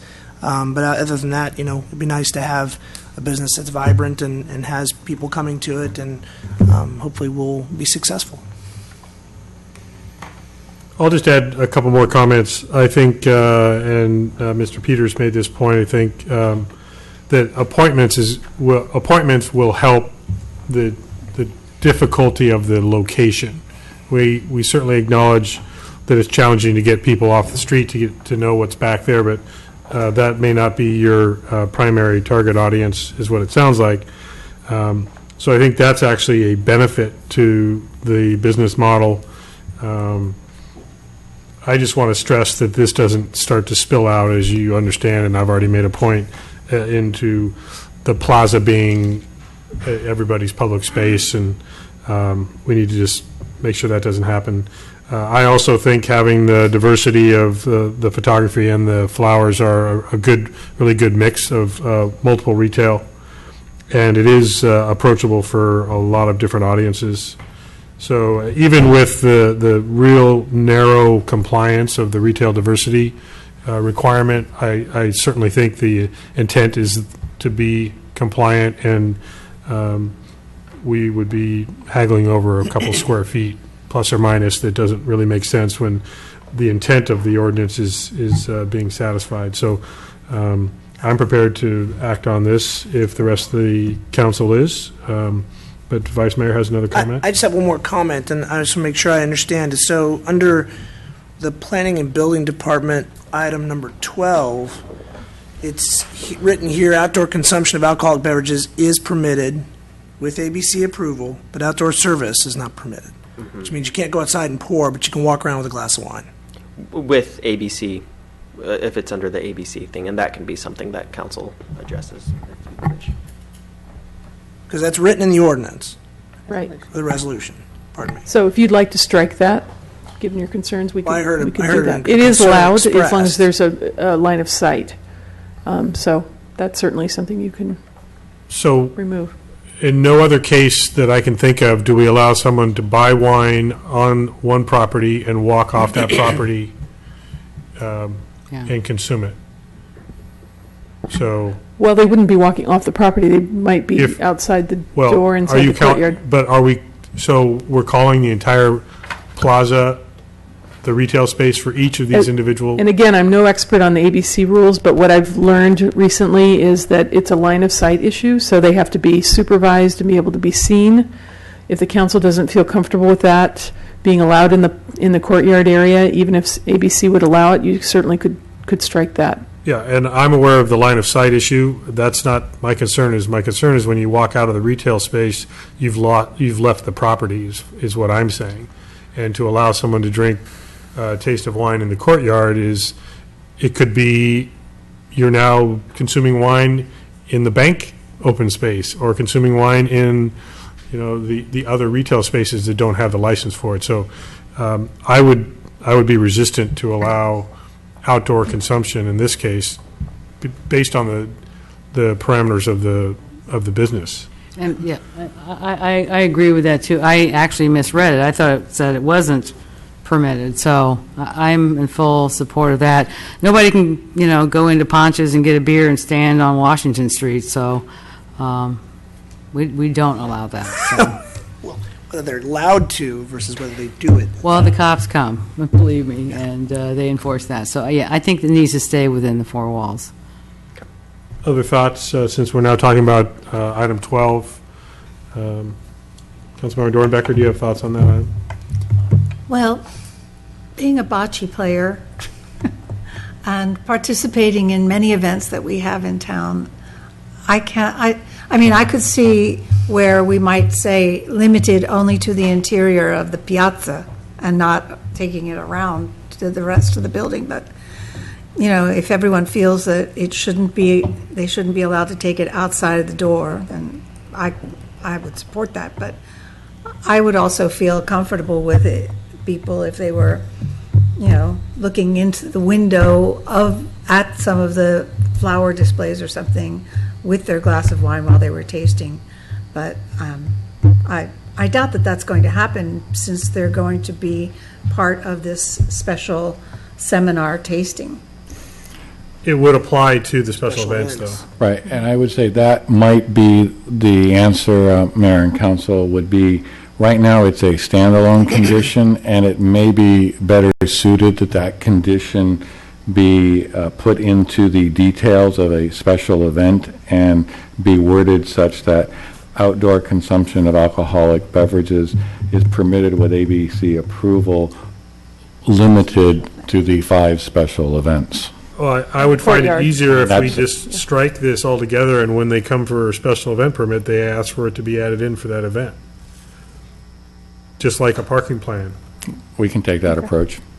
That's my concern. It's obviously up to the majority of the council to decide if that's a concern or not, so. Well, I think it's, and I would tend to agree that if it's specifically associated with the special event, then requests associated with that, we could have administrative We can do it that approval way. on would be reasonable. So I don't know how you guys write that. That's your specialty. But that, I would be comfortable with that. So it's still to be determined, but the 3 changes to the proposal would be editing condition 16 to either 50 persons or the maximum allowed by the fire marshal. Whichever is less. Right. Yes. Adding the 6-month review We have a standard language. condition, to and then 24. striking, in my opinion, striking condition 12. I agree with And that can be requested for each of the up to 5 special events. I So, can agree with that. Mayor, Council, if I would, just to be clear on that, you might suggest adding outdoor use of alcohol under the details of special event, section 17, just so that it's an abundance of clarity, so that it goes into there, and as you addressed, they would fill out the application and all of those factors would be looked at? If Again, approved by the, It's up to the discretion. I'm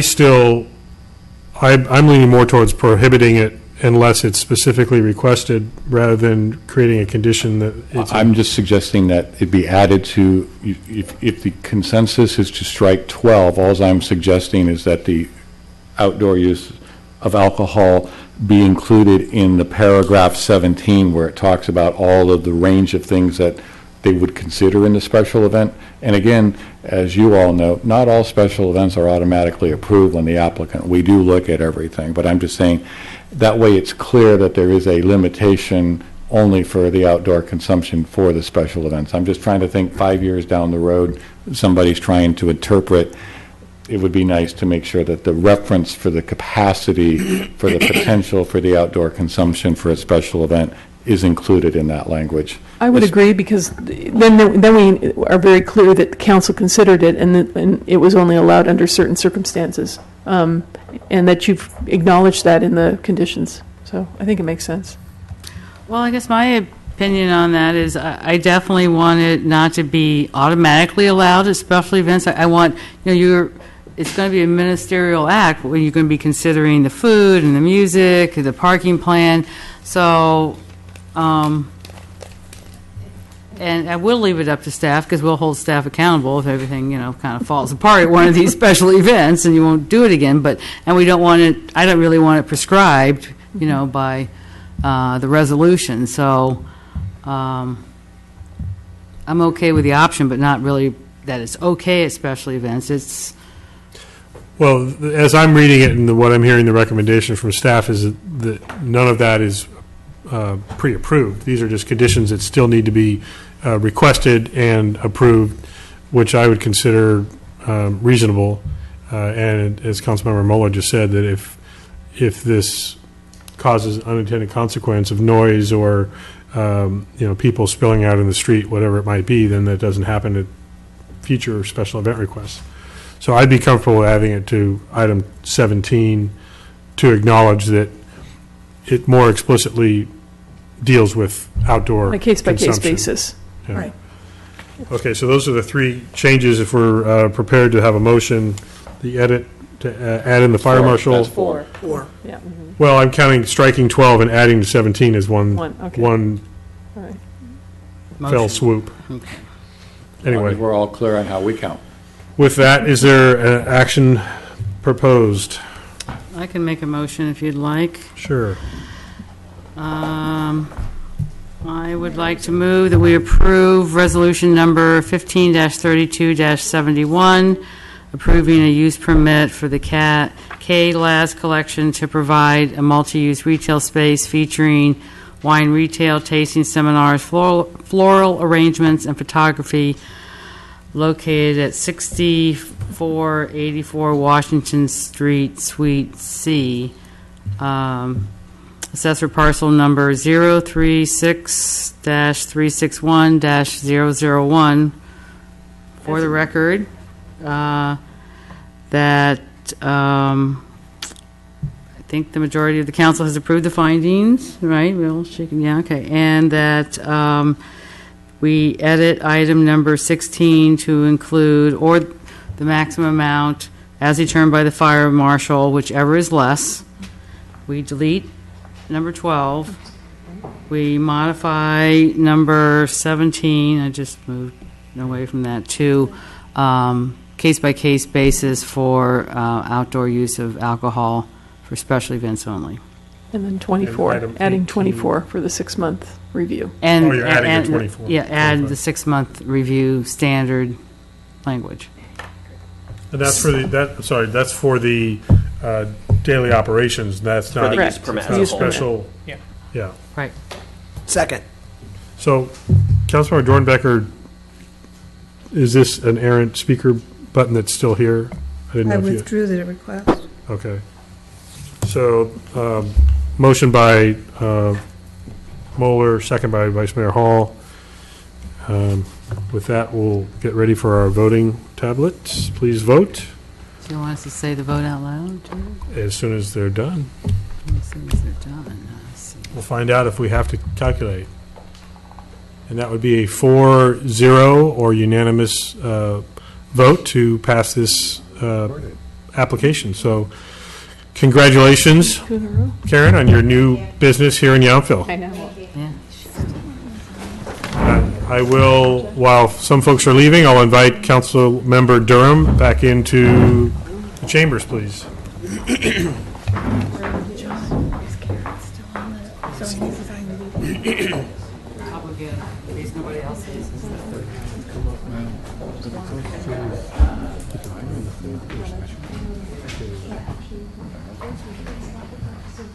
Not because of this.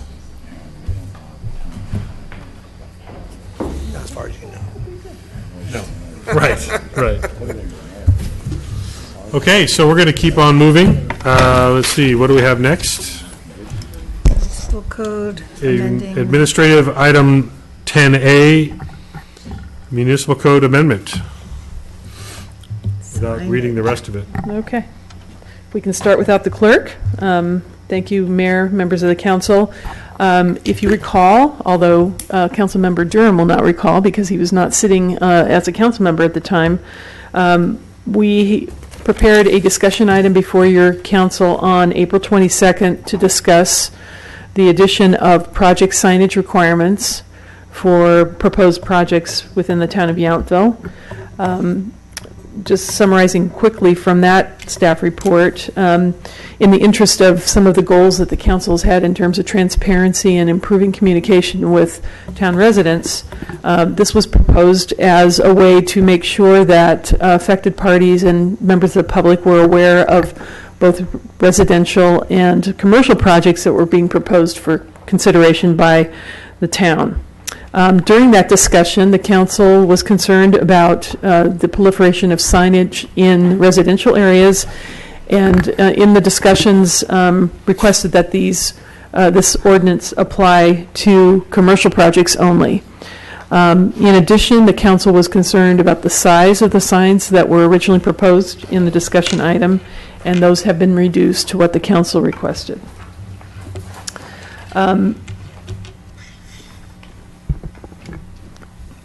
I think one of the things that we wanted to bring as a staff is that we have proposed the sign specifications that are included in your packet as a kind of an administrative procedure, if you will, for how we work with notifying projects, and it would be included in our application material so that applicants would be aware of what they were going to be required to do for commercial projects. That's certainly a legal way to do it, and what that provides is that minor changes to the administrative guidelines could be made by staff and not burden the council with having to consider changes. And when you implement something new, you always find something interesting when you start working with it. And so we were proposing this to be administrative so that if perhaps the 5 to 10 feet from the property line isn't really a workable solution, and it needs to be 3 to be better, that staff could adjust those sign specifications at a staff level without coming back to the council. Certainly things like size and obviously applying it to residential projects would be not something that staff would do without bringing it back to the council, because you've given very specific direction about that. However, another option would be for you to adopt those specifications by resolution. And we've had discussions, and that's certainly a permissible way to do it as well. That would then memorialize those specifications as council approved, and then any changes, though, would then have to come back to you. So we leave that as an option to you. This is not an item that has to be in force in 30 days or anything like that. So if that's something that you would rather see any changes come back to you, that's certainly something that we could prepare a resolution and bring that back to you at a later date. The way we've prepared it this evening is that those guidelines would be administrative. They'd be part of our application materials, and they would be posted on the town's website. So they would certainly be aware of what those requirements were. So with that, we'd be happy to answer any questions and your consideration on those issues. Great, thank you. And Mr. Mayor, if I may just jump in, a combination of the two would also work just as well. So for example, if there was an aspect of the signage requirements that the council wanted to maintain control over but didn't want to maintain control over all of it, so size of the sign versus distance from property line, you name it, there are hybrid options available. The question before the council, I think, is how much control do you want over the nitty-gritty? And what do you want to have to come back to you for changes, and what do you want to delegate to staff on an administrative level? Great, thank you. Not seeing any speakers come up, but are there questions about the staff report? Councilmember Moeller? Well, I'm fine with delegating. I trust you guys. We pay you guys, so I'm probably going to go in that direction. But when I was reading this, it kind of brought up a question, like, because I saw here we have this ordinance about putting the sign in, specifying where it is and everything. Do we have an ordinance like when story poles go up, for the example at RH? We don't have an ordinance for that, do we? We actually, that's included in the municipal code. And it says as required by the planning and building director. It's in our muni code. But this will ultimately, if we pass it as an ordinance, would go in the municipal code. The ordinance itself will be in the code, but the memorialized specifications would not be included. So there's a reference certainly to it in the administrative record, in the legislative record. Right. It's just that you're not adopting the specifications. So, yes. To clarify, the portion that will go into the code, the binder, the online, the true code, is everything that precedes the passed and adopted language. So actually, if you go up to paragraph 1, essentially, which is going to be their whole first page there, and then you'll see also in the staff report is the attached guidelines or specifications that include the actual dimensions. Those will not go into your municipal code. Okay. They could, if you want them to, but again, you would need to then pass another ordinance to get them out or to change them. Right. So what you create by ordinance, you must uncreate by ordinance. Right. Okay. All right. I'm clear. Okay. Thank you. Any other questions? And I would just say, we apologize for the discussion, but we also, at a staff level, felt it was really important that you understand some of the things we're wrestling with to make sure that you understand where things are and those processes, and completely let you know your options. As you may recall, for example, we do a lot of things. When we establish a fee, we'll put the new process in, and then it will come back and use a reference as established by the fee, will be kept in our master fee resolution, and then when you adopt a new change. So I'm just saying, we sat there and said there's a couple different ways, and how do we make sure that we honor the intent, because the council had some very strong comments and approaches on this, and we don't have all the answers, so we're asking for a little feedback from you on what's the best way that you would like us to implement this.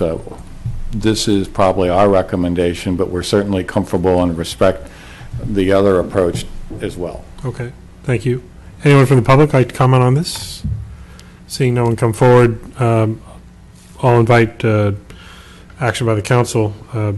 I'll just share my first thought. I don't see this as a requirement to have a resolution written and have council decide on these items specifically. I think, as Councilmember Mueller said, that's why we have informed and experienced staff, but that's just one of my comments. So any other folks? Let's see. Councilmember Durham, good use of the speaker list. Thank you. I binged watched more council meetings this week than I've ever watched Orange is the New Black. So I did watch the video on this, and given the fact that I wasn't part of that discussion, and the fact that I think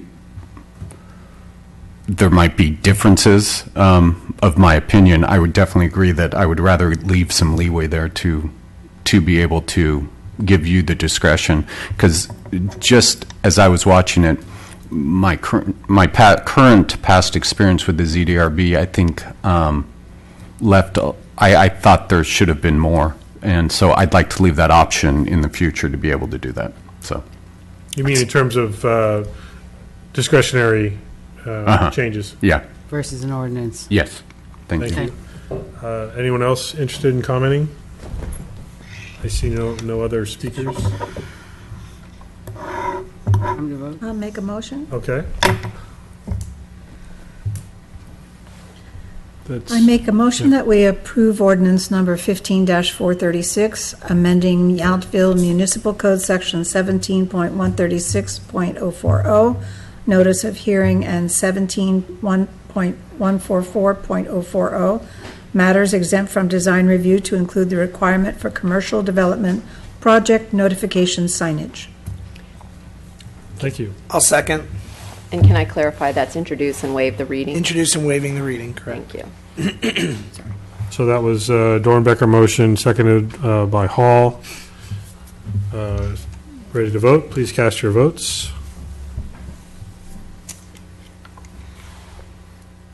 Votes are in. There we are. Motion passes unanimously. Thank you very much. And by the way, Councilmember Durham, you do have to unclick your speaker button at some point if you. I might not be done. On this item, you are. Okay, with that unanimous passage, we will move on to our next municipal code amendment, introduction and first reading of a nuisance ordinance. Mr. Mayor, I think I'll take this one. Michael Cobden, the town attorney. I am presenting this proposed ordinance. This is a response, I believe, to community and council direction and express of concern over the proliferation of storage objects, I guess you could say. They're commonly referred to as storage pods, but it really could take a number of different forms, and these are intended as temporary storage devices, I think usually for moving, although you could use it for any number of purposes. It's an object, a small crate or a pallet on which is stacked your belongings, and they're covered with some sort of a relatively secure tarp, or they might be more permanently secured, and they're delivered across the country, across town, or wherever, and then left in a driveway or front yard for unloading. That's their intended purpose. Around town, there's a number of them that are being left there for quite a long period of time, and the understanding of staff was that they're not clearly addressed by the municipal code. This ordinance is intended to correct that. So it adds essentially to the list of things that are nuisances to the town. And as you'll see, it's defined what these things are, how long they can stay in a front yard or side yard that's visible to the public. And it's relatively straightforward. I don't know if you want to ask questions about the specifics of it, but this was an attempt to regulate this particular type of object. Thank you. One additional comment that I'll share, and it sounds like something that we shouldn't have to, but when we were looking at our definitions, we also were lacking a definition of what a driveway was and its intended purpose. So, I mean, and we say some of this because, as we celebrate our 50th anniversary of incorporation, we have some relics from the 60s and a carryover, and we actually never defined a driveway. And as an attorney would tell you, when we try to take action with somebody and we don't have an express prohibition or permission, it can be challenging. So that's one of those common sense things about the driveway is intended for the purpose of accessing your garage or parking your car. Nothing in our municipal code had any reference to that. So you're seeing a kind of a cleanup of a lot of miscellaneous things and clarifying it, because we did have a proliferation of storage pods that stayed for longer than a month. So since you brought it up, the first question I'll ask myself is, do we need additional language on driveway to deal with flag lots and cul-de-sacs where there are shared driveway accesses that no one specifically owns, potentially? Or is there always a single principal owner?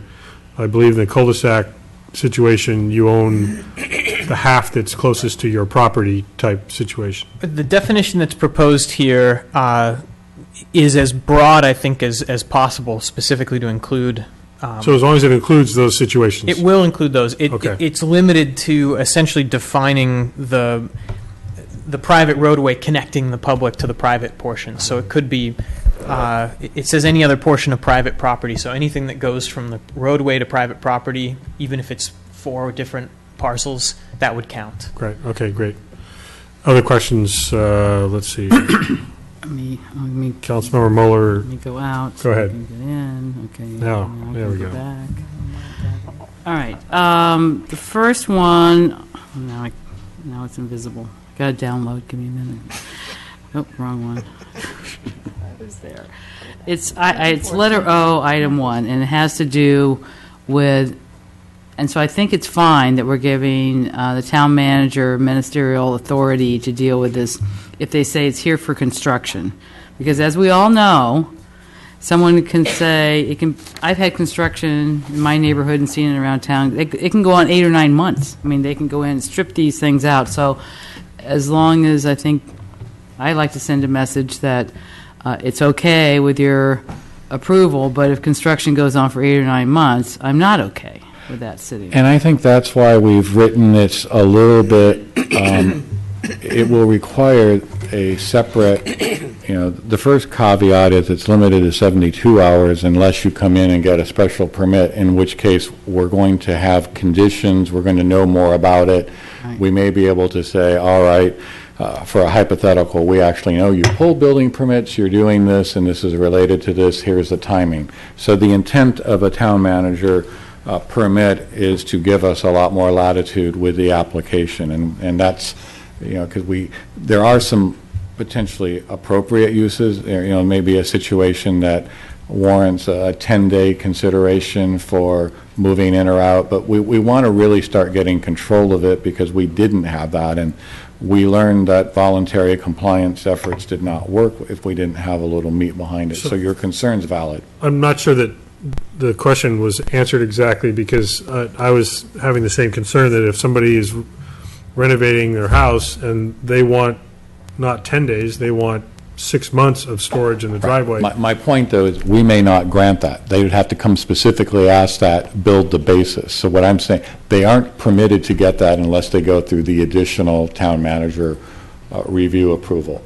But I heard your question that you may not be comfortable with that being town manager ministerial. Well, I'm okay with that, but what I'm trying to do is send our town manager a message that it's not okay to give a ministerial approval for that being in the driveway for, 8 or 9 months. I mean. I think staff understands that. Okay, so that's really, and the other thing, I cannot find it quickly.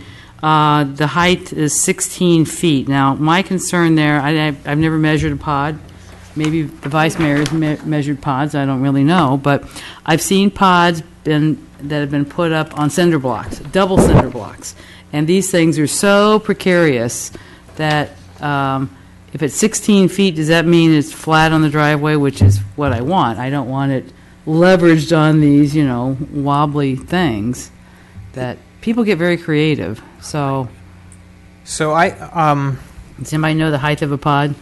Well, the definition basically is saying that the pod cannot ever be higher than 16 feet.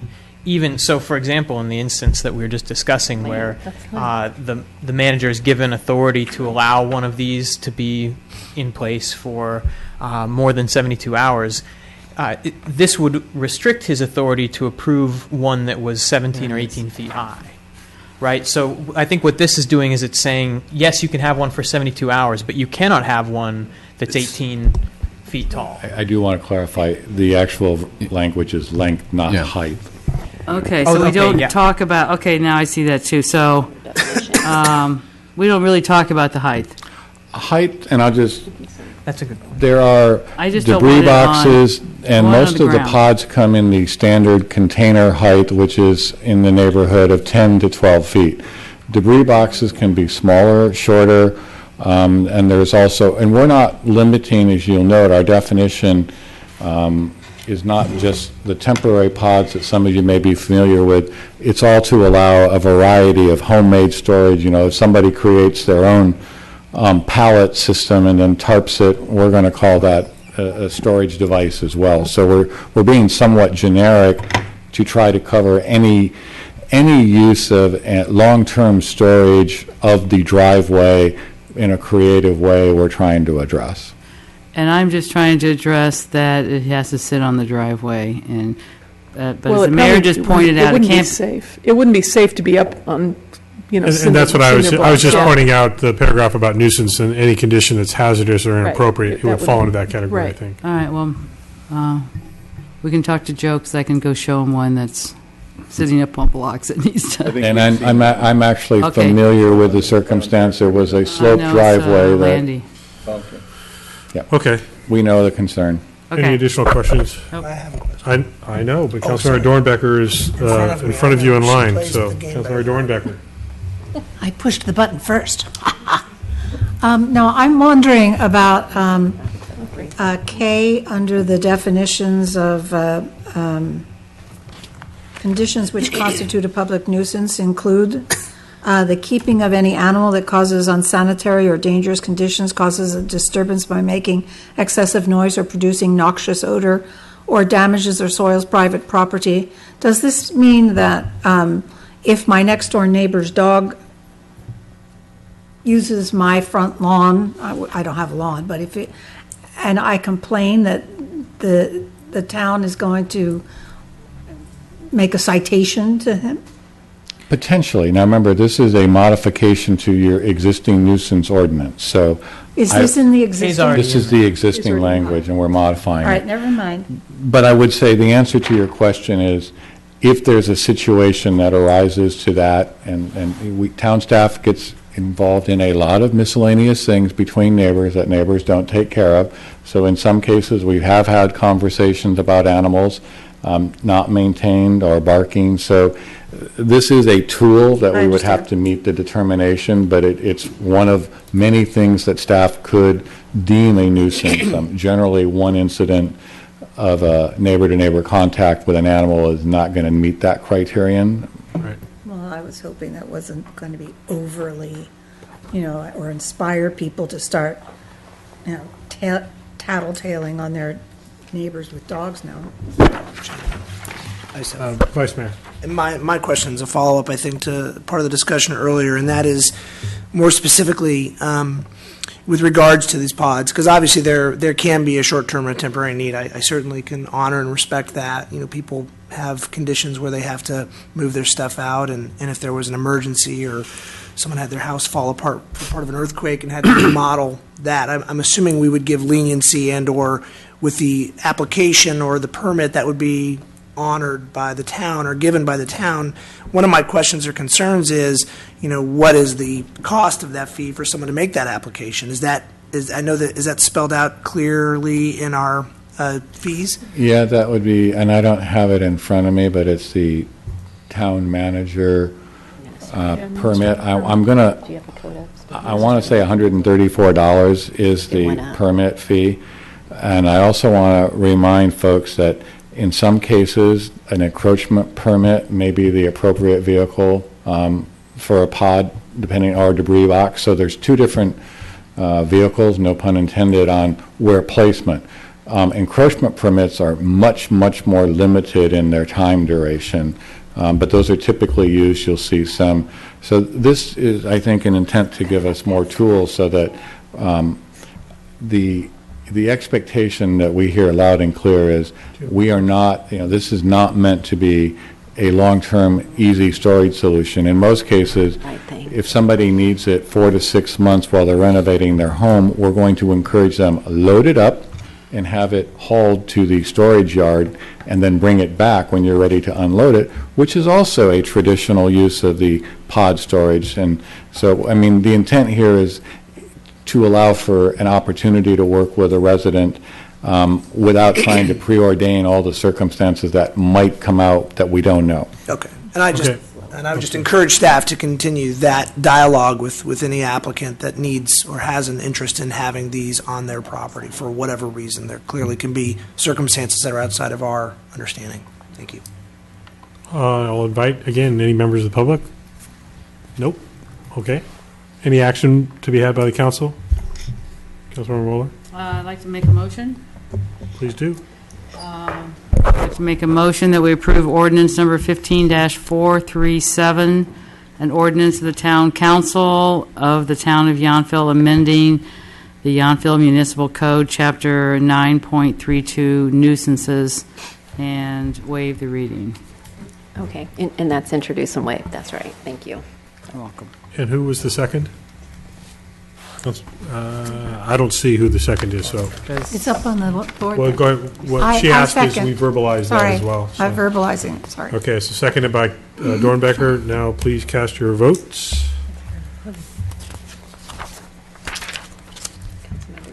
Yeah, I was going to wait a second. Okay. I didn't want to I'm rush to watching. it. You can't wait and see what the results of the vote are. I know. I was trying to create some level of excitement. for So the that's viewers. Anticipation. unanimous 5-0 vote in favor of the changes to the ordinance. And so thank you, that's unanimously approved. We're going to move right on to our next item, which is our 2015-16 operating budget for the upcoming fiscal year. Thank you, Mayor, Council.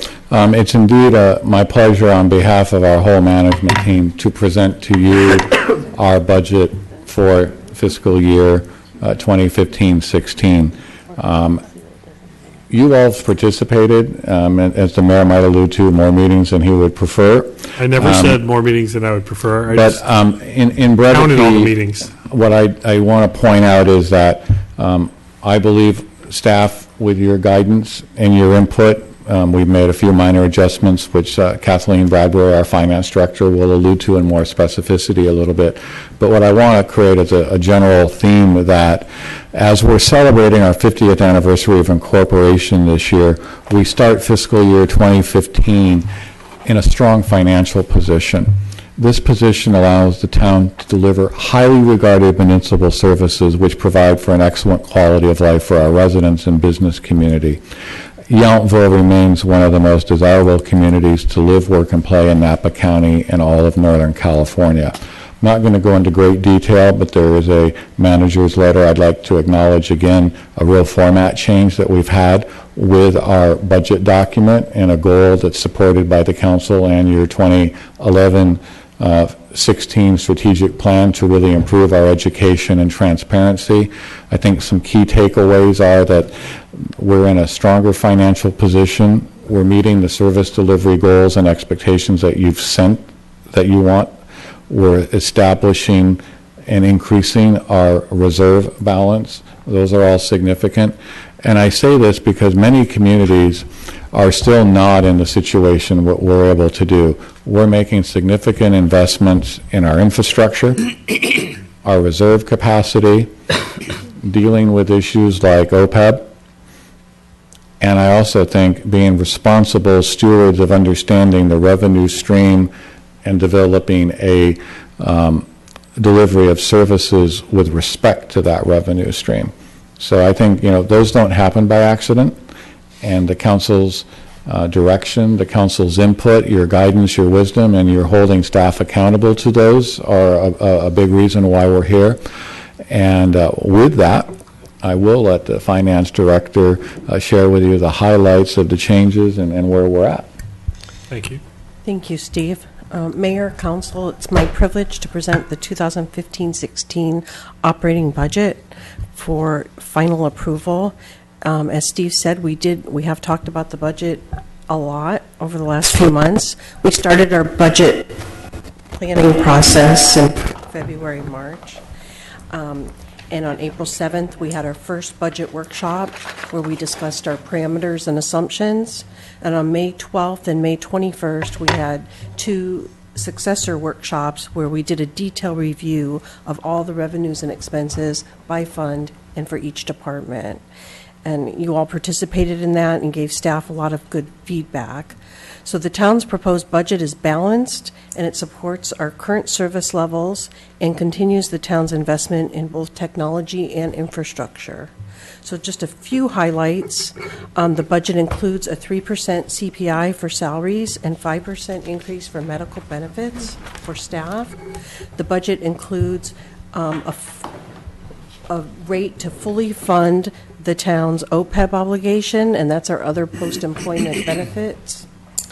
We also have a decrease in our town attorney litigation budget of $970,000, so there's some savings there from prior year. And council also added a $610,000 in the planning budget for the general plan update that will be started in this next year, after having put aside about $310,000 last year.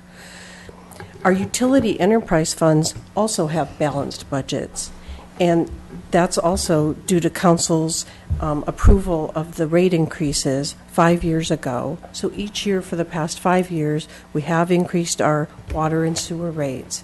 The last rate increase went into effect January 1st, 2015, but the enterprise funds are budgeted, are balanced in budgets, and are starting to work on their capital infrastructure projects. Both funds do have some interfund loans to repay and future capital needs that will need to be met, and a new rate study will be conducted in the next fiscal year to determine what that might look like. Our capital projects fund has approximately 38 projects and programs totaling over $6 million for fiscal year 2015-16. And a lot of that funding is coming from the town's general fund, transfer of $2 million. That's really the highlight. There is a new chart that's added to the budget on page 29 this year, and it shows the total annual budget for the town, each fund, each department, and the grand total of the budget that you will approve this evening is $19,442,271. That's for all funds together. In addition, this evening, we're asking the council to approve the annual appropriations limit. Very exciting stuff. So it's a calculation that's done to meet state law, and the town is in a unique situation because we do have a voter-approved override for our appropriations limit. Yes. So we are fortunate for that. And it's really due to our TOT tax that warrants that override. And we've been successful in having an override, I believe, for the past 20 years. So with that, the resolution is attached for your review and approval, and I'm happy to answer any questions you may have. Thank you very much. And I know that as we go through this, it might feel like we're speeding through this, but as staff has acknowledged, there have been numerous workshops and countless hours both staff and council have put into this to get to this point. So I just want to make sure that people understand that. I figured a PowerPoint wasn't warranted this evening. Right. Thank you. Questions about the staff report? Wait a minute. Seeing none, I'll invite any members of the public who would like to address the budget. Nope. Then is there action to be had by the council? Oh, the speaker, Vice Mayor. So, thank you again, Kathleen, and the entire town staff, manager, et cetera, and the council for their responsibility in ensuring that we have a balanced budget. And this is really impressive, not just because since I've joined the council, but even before then, we've been able to successfully put together a balanced budget. And now we see our enterprise funds, the water and the wastewater utility funds, are at a situation where we're not, we're so to speak, not treading water anymore. We're actually in a position where we're going to be able to fund some of the infrastructure, which ultimately is the benefit to everyone in this community. And I know it was a difficult decision 5 years ago for the rate increases, and we're not doing that this year, which is a great benefit to all of us. It's like getting a free ride for 1 year, but there will be difficult work and probably more of this evaluation that will have to be reviewed as we get the new rate studies. But for all the community out there and the people that live in Yountville, I mean, we should consider ourselves extremely fortunate when we look around town and are able to see how well the town operates and what we've been able to set aside to continue to ensure that it operates. And it's because of the hard work that goes on in here and the fortunate situation we have in our economy, whereas other agencies in this area aren't necessarily in that same position. So we should all pat ourselves on the back, and I'd like to make a motion. We do have a couple other speakers before that. Great. Councilmember Dornbecker. Well, I wanted to echo some of what Richard is saying. You know, it was our first council meeting as council members where we raised the water rates and started dealing with the swank construction. So we weathered those storms, and we're still here standing. We're sitting down now. Anyway, I'm very proud of us and proud of the staff and the town. I think the fact that we created a trust, a non-revocable trust to put the OPEB money aside is very important. And Vice Mayor Chilton, I hope your ears are burning because you've been after that for a long, long time, but we do it on a regular basis now. So I'm very pleased with where we stand right now, and the fact that the water funds are equalizing and working out, it's a great thing. So thank you, staff, and thank you, council. I did want to just add one more comment, and then actually ask a question of staff. But Councilmember Dornbecker just alluded to the commitment we've made to funding reserves and our future, and I think that's equally critical, that we're not just seeing some of our resources available to us and being frivolous with those funds, that we are really trying to take care of future councils and future generations, frankly. So again, kudos to staff and council for having that vision. The only other question I had, and it may be premature for an answer, but as everyone knows, I'm sure there was just a fairly substantial property sale, and I don't know how we factor that into any revenues that the town receives. We don't, and I'll actually explain why. One, we're dealing with the county assessor and timelines.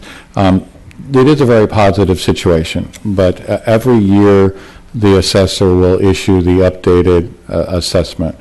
We budget conservatively, and to be perfectly honest, the property tax rolls, we use a baseline. So we don't premise this sale, although I think both the finance director and I think that we will see a noticeable bump. We also have a couple other factors. We will see most of the 10 or so homes sold on Staggs View Lane should record this year. This sale should record this year. I will be watching with bated breath what the assessor does to make sure I agree with the assessment and looking at it, because it's significant, and should the Vintage Villaggio estate property sell timely, that could also impact us. And that would probably actually have a more significant impact because of the baseline for some of that property. So your staff's aware. We've had some conversations, and we've had some conversations with Mr. Tudor, and we'll just leave it at that for the time being. But it's something that we may learn more about during the next coming fiscal year, and we'll That's make correct. the appropriate adjustments. Okay. Thank you. So, Vice Mayor, I believe you had...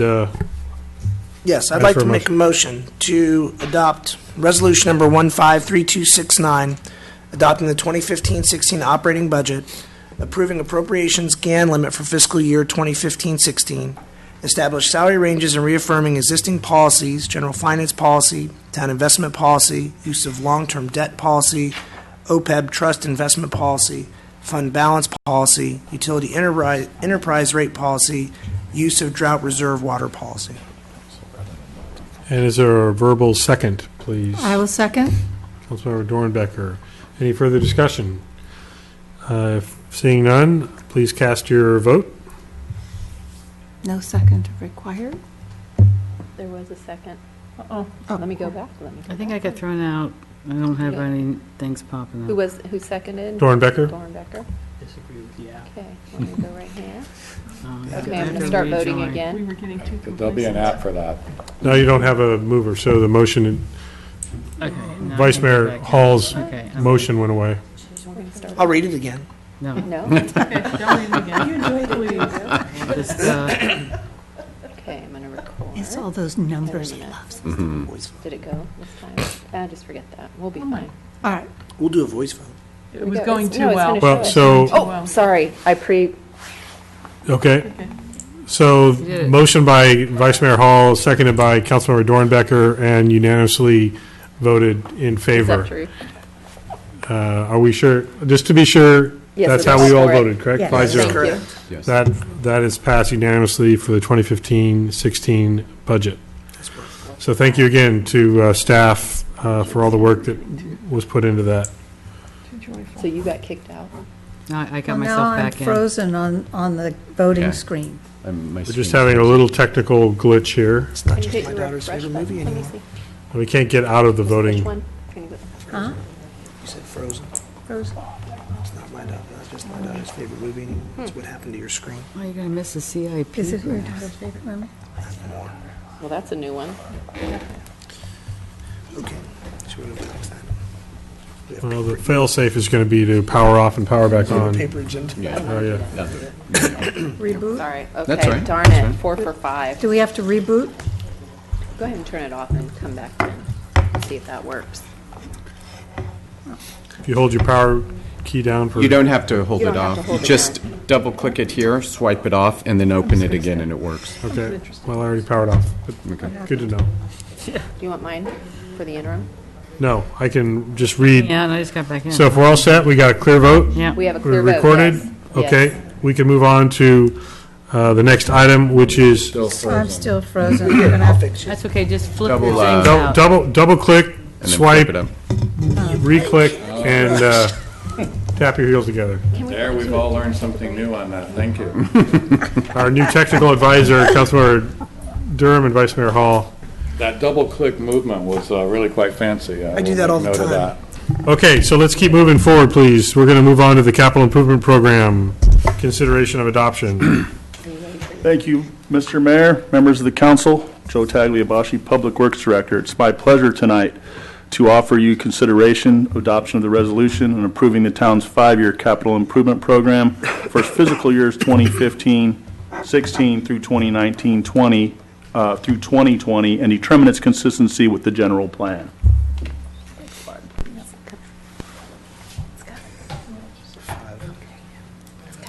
Now we have our own technical glitch. No, it's not going. Okay, let's just do that.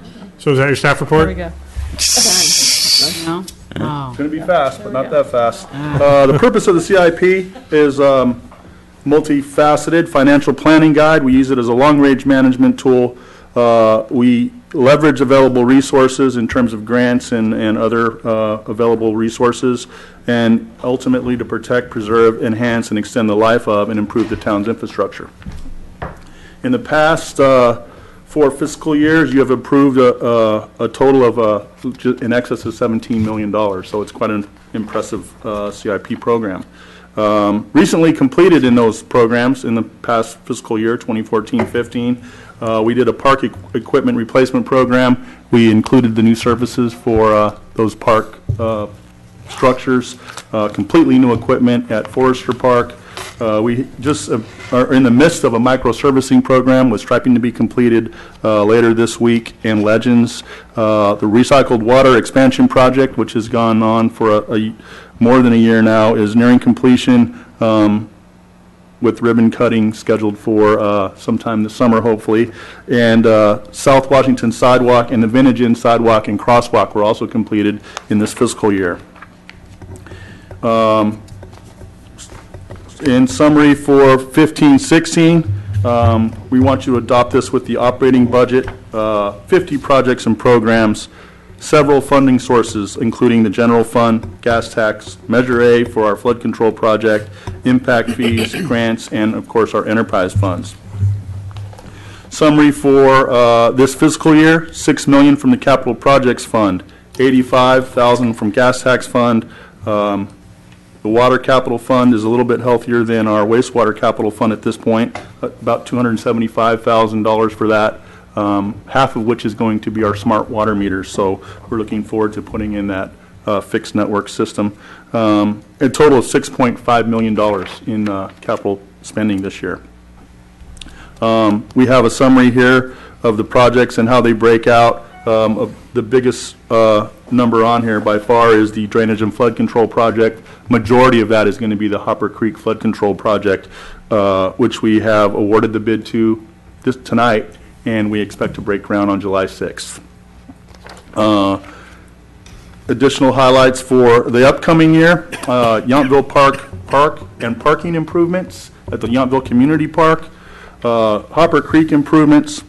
We are going to try to get our paving program in before the beginning of this next rainy season, so it's a pretty aggressive stance, but we think it's a good take for us to be able to do Monroe Street going into the park and possibly Adams Street, depending on pricing. The Oak Circle Community Park will be a new park that we all talked about over a couple of sessions here, and then, of course, the Yountville Community Park improvements. Fennell Road is definitely high on our list of projects, and it's going to be high profile. We think we are well situated at this point to get that thing going and finish it before the October 15th deadline that is imposed on us by Fish and Wildlife. We're also going to improve our courtyard. It's been hasn't been touched since it was built, probably in the 1970s. We have definitely grown a little bit, and some of the requirements for ADA will be included in that remodel. Oak Circle Community Park, as we talked about before, it's going to include some parking, but it's also going to improve a really what we think is going to be a nice addition to the community, and we think it's going to be really well used and just a really nice space that is currently an open lot. Of course, the Yountville Community Park improvements started as an ADA improvement, and because of some of the conditions on site, it has now been expanded to include some additional tree removal, some landscaping additions. We're going to also include the parking improvements with that, so that it will allow for some additional parking in areas where we don't currently have parking. Again, we think it's going to be a nice addition to the community. In conclusion, we have obtained grants and loans for several of the projects in this CIP. We have presented a 5-year plan for funding and expenditures. We think it's consistent with the general plan. Replacements, renovations, modifications, and maintenance of existing infrastructure. We're asking you to adopt the resolution finding the CIP consistent with the general plan, and I will be happy to answer any questions you may have about the CIP. Thank you very much. I see no speakers at this time, but is anyone asking questions of the staff report? Councilmember Durham? Yep. I've yet to learn my wastewater and my water distribution, but so I'll stick to the few things that I know. So Yountville Park, the total for it is $350,000 with parking and everything? Correct. Railroad ties, I was reading, it's quite a bit of money, 30, 50, and 50. And I read that in the case of Beard Plaza, or excuse me, Edward James Court. Thank you, Edward James Plaza, the owner's going to help to remove those as well, is that correct? That's correct. In the cases where we have had some property owners that have come to us for permits, part of the condition of approval has been the requirement to replace that non-compliant ADA curb, and kind of it's degrading to the point that it's unsafe, and replace it with an ADA compliant curb and drainage system. Okay, and we're currently working on, by we I mean the town, working on I'm sorry, Vineyard Park for where the tennis courts are, correct? Correct. Yeah, we're going to be doing. There has been some issues with groundwater coming up underneath the play surface on the tennis court. Mm-hmm. So we are hoping that we have a plan to do some French drains around that surface, and then resurface the tennis court again. Yeah, well, we're hoping that the warranty is still in place. So okay. And the company has been. It's been my understanding the company's been pretty responsive because of the representations of what that surface would do, and help us kind of get away from what we're dealing with now. So they've been pretty responsive in helping us, and on a couple of different occasions come back and repair it already. So we're confident that that's going to happen again. Okay. Thank you. You bet. Seeing no other questions of staff, I'll invite Public? No? Turn to the council for action. Like a motion? Motion by, I need verbal motions and verbal seconds. Okay, I'm ready to make a motion. Somebody's already hit the button. That was me. Okay, go for it. Okay. Motion approving Resolution 15-3270, approving the town's 5-year capital improvement program for fiscal year 2015 through 2019, and finding it consistent with the general plan. So, do we have those dates right?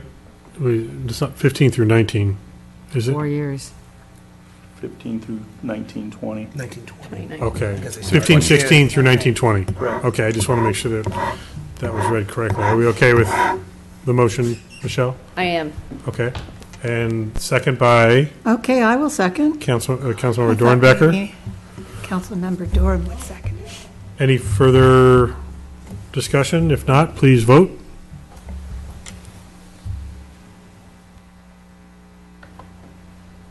And again, a 5-0 unanimous vote to pass our CIP, Capital Improvement Program. Thank you very much. Thank you, Joe, and your entire team for putting a lot of complicated projects together in an understandable and fiscally responsible way.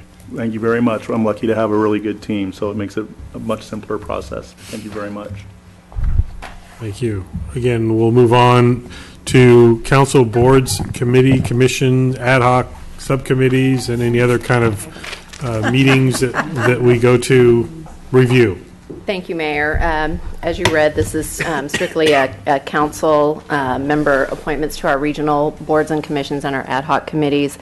And this overview or review is resulted from former Vice Mayor Chilton resigning and then the new appointment of Council Member Durham. So we are looking to fill the seats previously served by former Vice Mayor Chilton, and what has been included in your packet is the roster of current appointments with strike-throughs of where former Vice Mayor Chilton served. There's also a brief description of the various boards and commissions, and then also an excerpt from the board and commission protocols for appointments. And you can see in the attached roster that there are several vacancies with underlines within them, and if you want to just go through them orderly, we can do that for recommendations. Yeah, I just want to make sure that everybody has the roster of town council appointments attachment open. That's what we're looking at. Yeah, and then just one clarification that's unique to this particular item is currently Councilmember Dornbecker is the alternate to the Flood Control and Water Conservation District. So those, the other body is the Napa County City Selection Committee, which Louis Chilton formerly served on as the alternate for the mayor, but that doesn't have to be a mayor designation. So we recommend, because those meetings occur right before the flood control district meeting, they're coordinated with those same days because it's a mayor requirement, that the alternate for flood control also be the alternate for the city selection committee, just for coordination. So depending on, Well, that's amenable does that make with me, sense? if it's amenable. Yeah, the city selection, for example, we just met yesterday, and we're not meeting again until January. Oh, I love So it. it's I'll do it's it. infrequent. Yeah. Step up. There you go. And another example, Vice Mayor Dunsford from Calistoga is the representative for Calistoga, not Mayor Canning, Huh?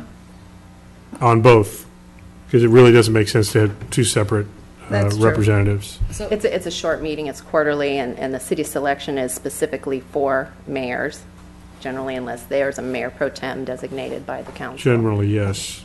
And it was a practical issue for Mayor Canning, just wasn't physically able to get down from Calistoga for a 5-minute meeting. Yeah, they're pretty quick. Or didn't want to, understandably. The flood control, it can go 20 minutes or it can go 3 hours. It just depends on the agenda items. So I have a question. When are we up for LAFCO again? Ooh, it's probably a while. It's a 4-year term for So we're about LAFCO two seats, years and then it away. rotates by jurisdictions, I think, is how they do the Yeah, we're up about- The Up Valley down seat. valley seat. So we have a ways to go. It was just filled by St. Helena. Yes. I believe this that's last true. year. Yeah. And it's a 4-year term. Going, this may be second year of St. Helena's rotation. Yeah. And then it would go to Calistoga Yeah, so before we it have- comes we back. And there's only a single alternate seat that takes the entire valley, and that's, I believe that's Juliana Inman right now. Yeah, that rotates between American Canyon and City of Napa generally. Basically, Up Valley has So no we- alternate. Yeah, All that's right, what I so I recall. won't have to worry about that for quite a while. All right. Too bad.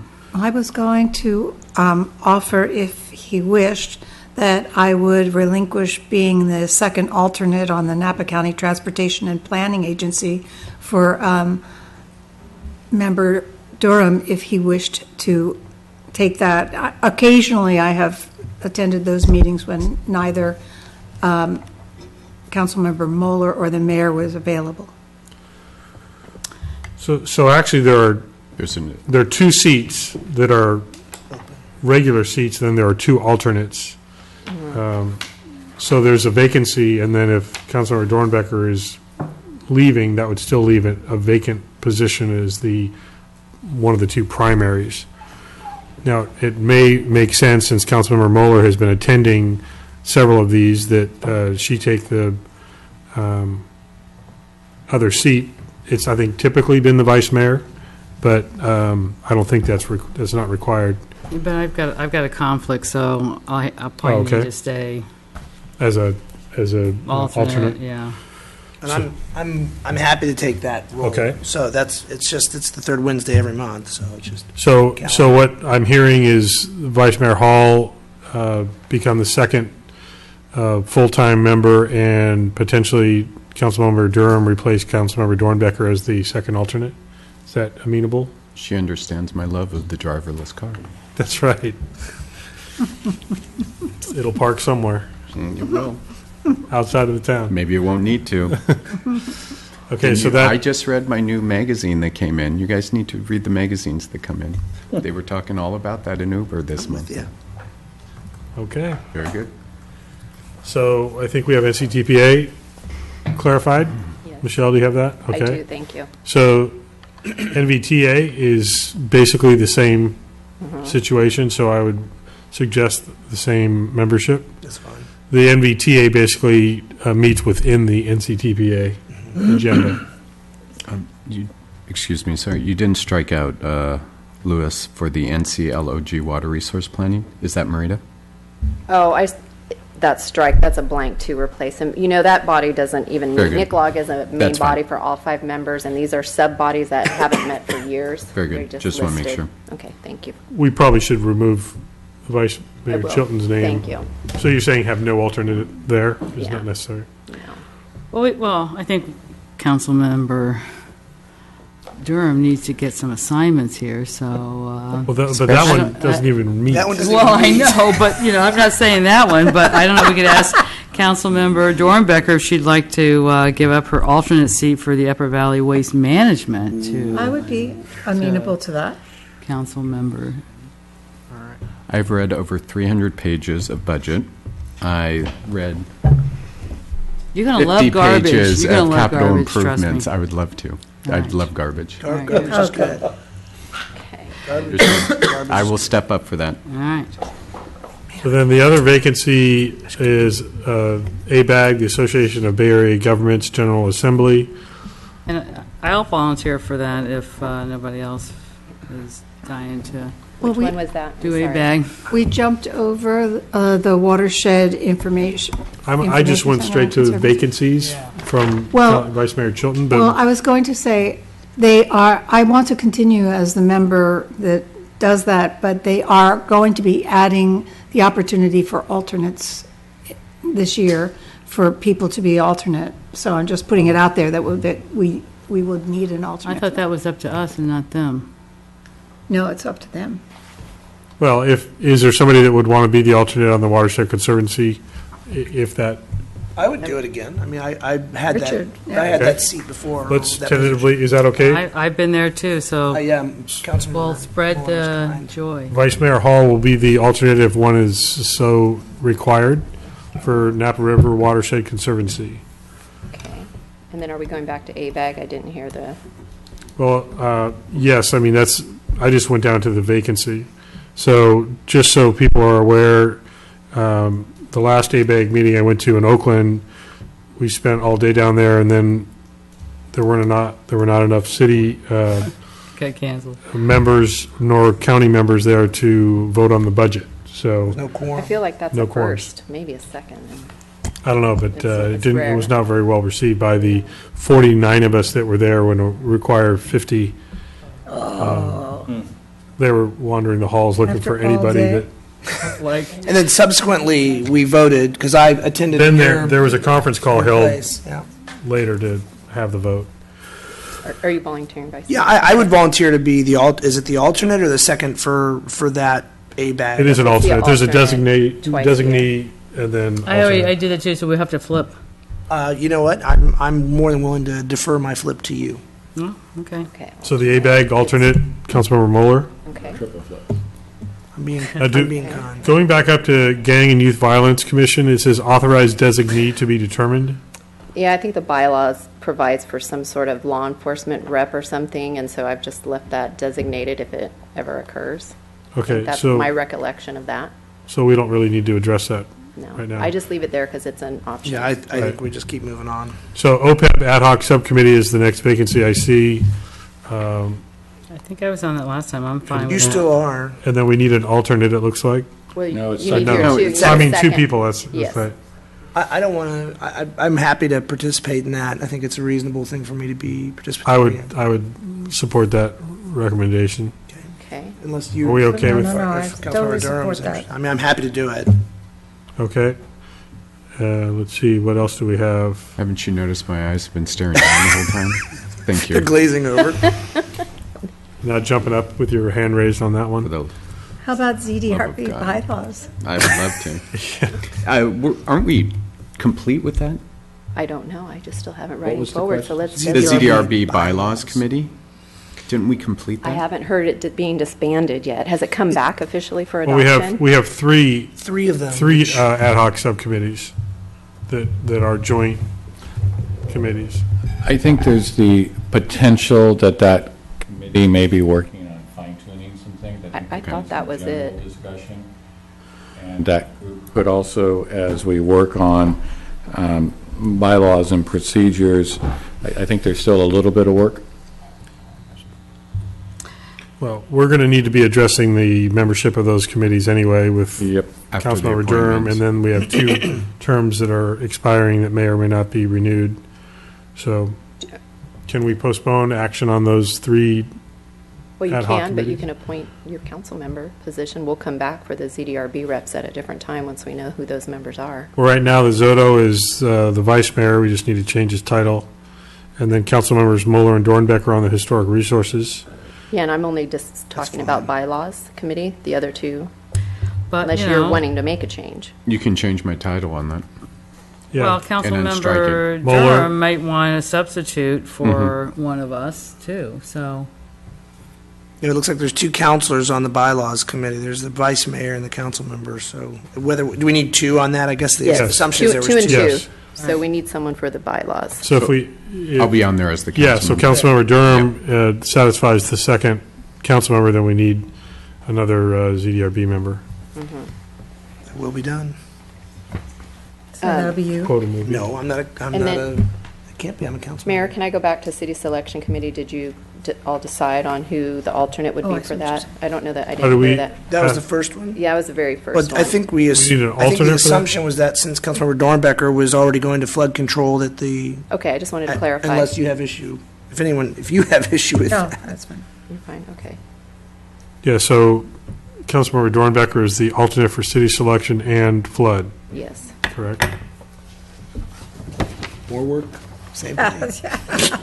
I want to go to more Okay, meetings. so you want me to go through and recap this, or are there any other changes to current positions?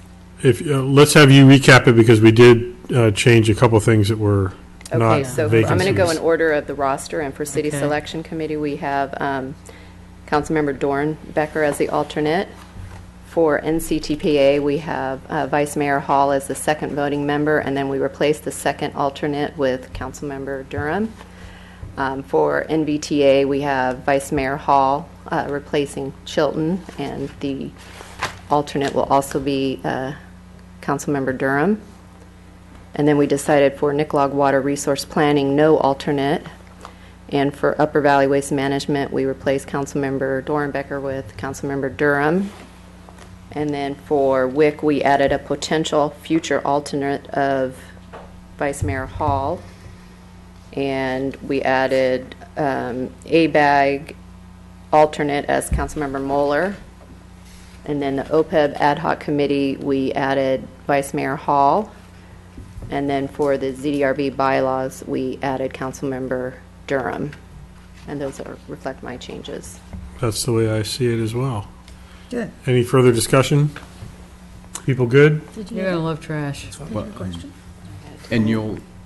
Forgot trash. Yeah. And all? No, you got I'm it. sorry. Oh, yeah, I'll okay. talk to you Yeah. about all of those appointments. Yes. I think- To understand more. Yes, Very absolutely. good. Excellent. All right, good. I'll Perfect. explain trash to you. Yeah, perfect. Thank you. Okay, any further discussion? I'm guessing the public has no comment on this one. Is there action? Is there a verbal motion, please? I'll make a motion to approve the appointments to the various commissions as presented by the town clerk. Thank you. Vice Mayor Hall, second by? Vice Mayor Hall.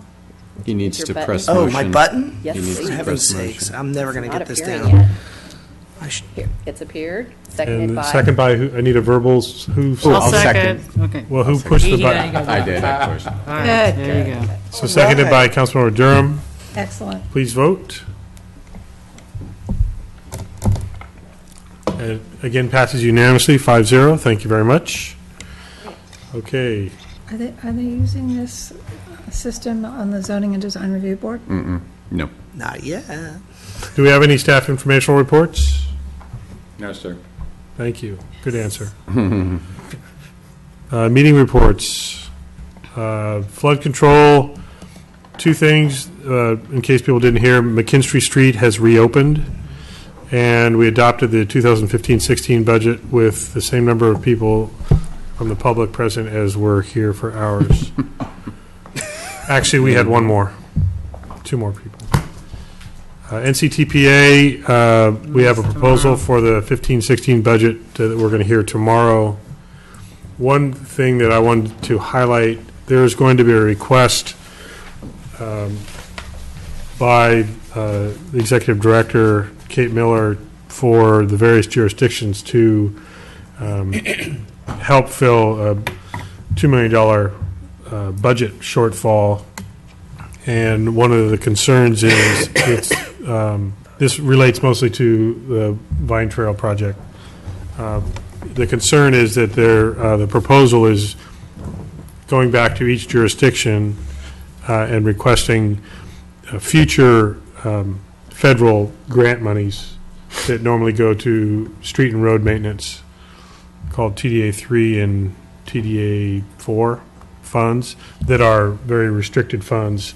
Other jurisdictions will have a very hard time finding revenues that they can backfill if we dedicate those funds to the NCTPA's shortfall. The problem with not funding the shortfall is we lose some federal monies that have been dedicated to the project, and so we're in a bit of a bind, because if the jurisdictions don't help fill the gap, then the matching funds that are provided by the federal government go away. They have to be returned. But the Vine Trail could also backfill. So we'll have a Yes, healthy discussion. we will have, I suspect, a fairly detailed conversation tomorrow. And if I may, Mayor, on that topic, as you know, I have been both a strong advocate for the policy direction that our council has with support for the Vine Trail, but I've also been known to raise a few questions on the Vine. And we've made it really clear that I think part of the solution is that the Vine Trail Coalition, which has been out raising significant sums of money, some of which are actually quasi-public and not their own money, really needs to step up and fund the construction of the project. There may be some value engineering. That has been communicated. I don't know that it's being well received by the Vine Trail Coalition, but I think they need to put their focus right now on getting the segment constructed rather than on enhancements and various things like this. Because as you pointed out, right now, the project partners, including the town, have been very successful in lobbying for about $4.5 to $5 million in grants, and we run the risk of losing that. But as you know, we actually have and it may be shocking, we have the largest current contribution of any of the three entities, and we have the smallest amount of trail. And but I think some of that conversation, and I think that's a challenging conversation that you're going to have tomorrow, and I think it may be necessary to stay firm with the Vine Trail, because the easy answer, it's one thing for NCTPA to look at TDA 4 because that's regional, but the TDA 3 are very challenging, especially for the smallest jurisdictions. I would say our circumstance, we might be a little more tolerant for a 1-year utilization because we're getting some significant improvements. As you may remember, the alignment along California comes in. So we're getting something. I certainly have trouble supporting a multi-year loss of TDA 3, but I think much more than a 1-year use is going to be really, really hard for ourselves, Calistoga and St. Helena, especially to stomach, given the fundraising efforts and where they're at. Well, it's actually, I've spoken to all the other mayors about this, and actually American Canyon and St. Helena are the two that would be most seriously affected, because American Canyon basically doesn't have a sidewalk system throughout the corridor on Highway 29. So that's going to be a challenging conversation. There is recognition of Yountville's financial participation already, and there is in the proposal a request for the county and the city of Napa to contribute more, because there's not a total proportionate balance as it stands right now. So that's a heads up to an interesting conversation we'll have. It won't be one of those 20-minute meetings tomorrow. Yeah, no, I hope it's... So do we have any report on Upper Valley Waste Management? No, we meet on June 21st. Okay. I asked, and thank you, Michelle, for adding the Napa County Ag Protection Advisory Committee to our standing reports.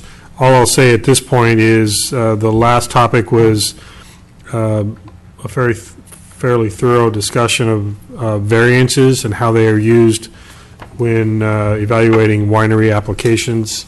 This was the ongoing list of elements that the APAC is looking at as it relates to winery growth and ag protection. So next Monday I'll have another meeting and have some more to report. Napa County League of Governments, several of us attended, I think all of us, but an out-of-town Councilmember Durham, our last League of Governments meeting, impressive dinner at the Wine Train Commissary, and the Napa City Fire Chief talked about insurance coverage. And that was that was good professional information. Any other comments about that meeting or any other meetings? Well, earlier in that day, I had attended the League of California Cities Community Services Policy Committee meeting, and we had a presentation on 211, which already exists in Napa County. So if someone during the earthquake or after the earthquake, if someone has questions about resources available, they can call 211 and find local organizations that are helping with cleanup and whatever else, especially that you can ask anyway. I don't know all of the organizations, but apparently Napa used, people from Napa used that quite a bit last August. Also, the League of California Cities has a website and lots of information on that website about upcoming legislation and what they are supporting, and it's quite interesting and informative.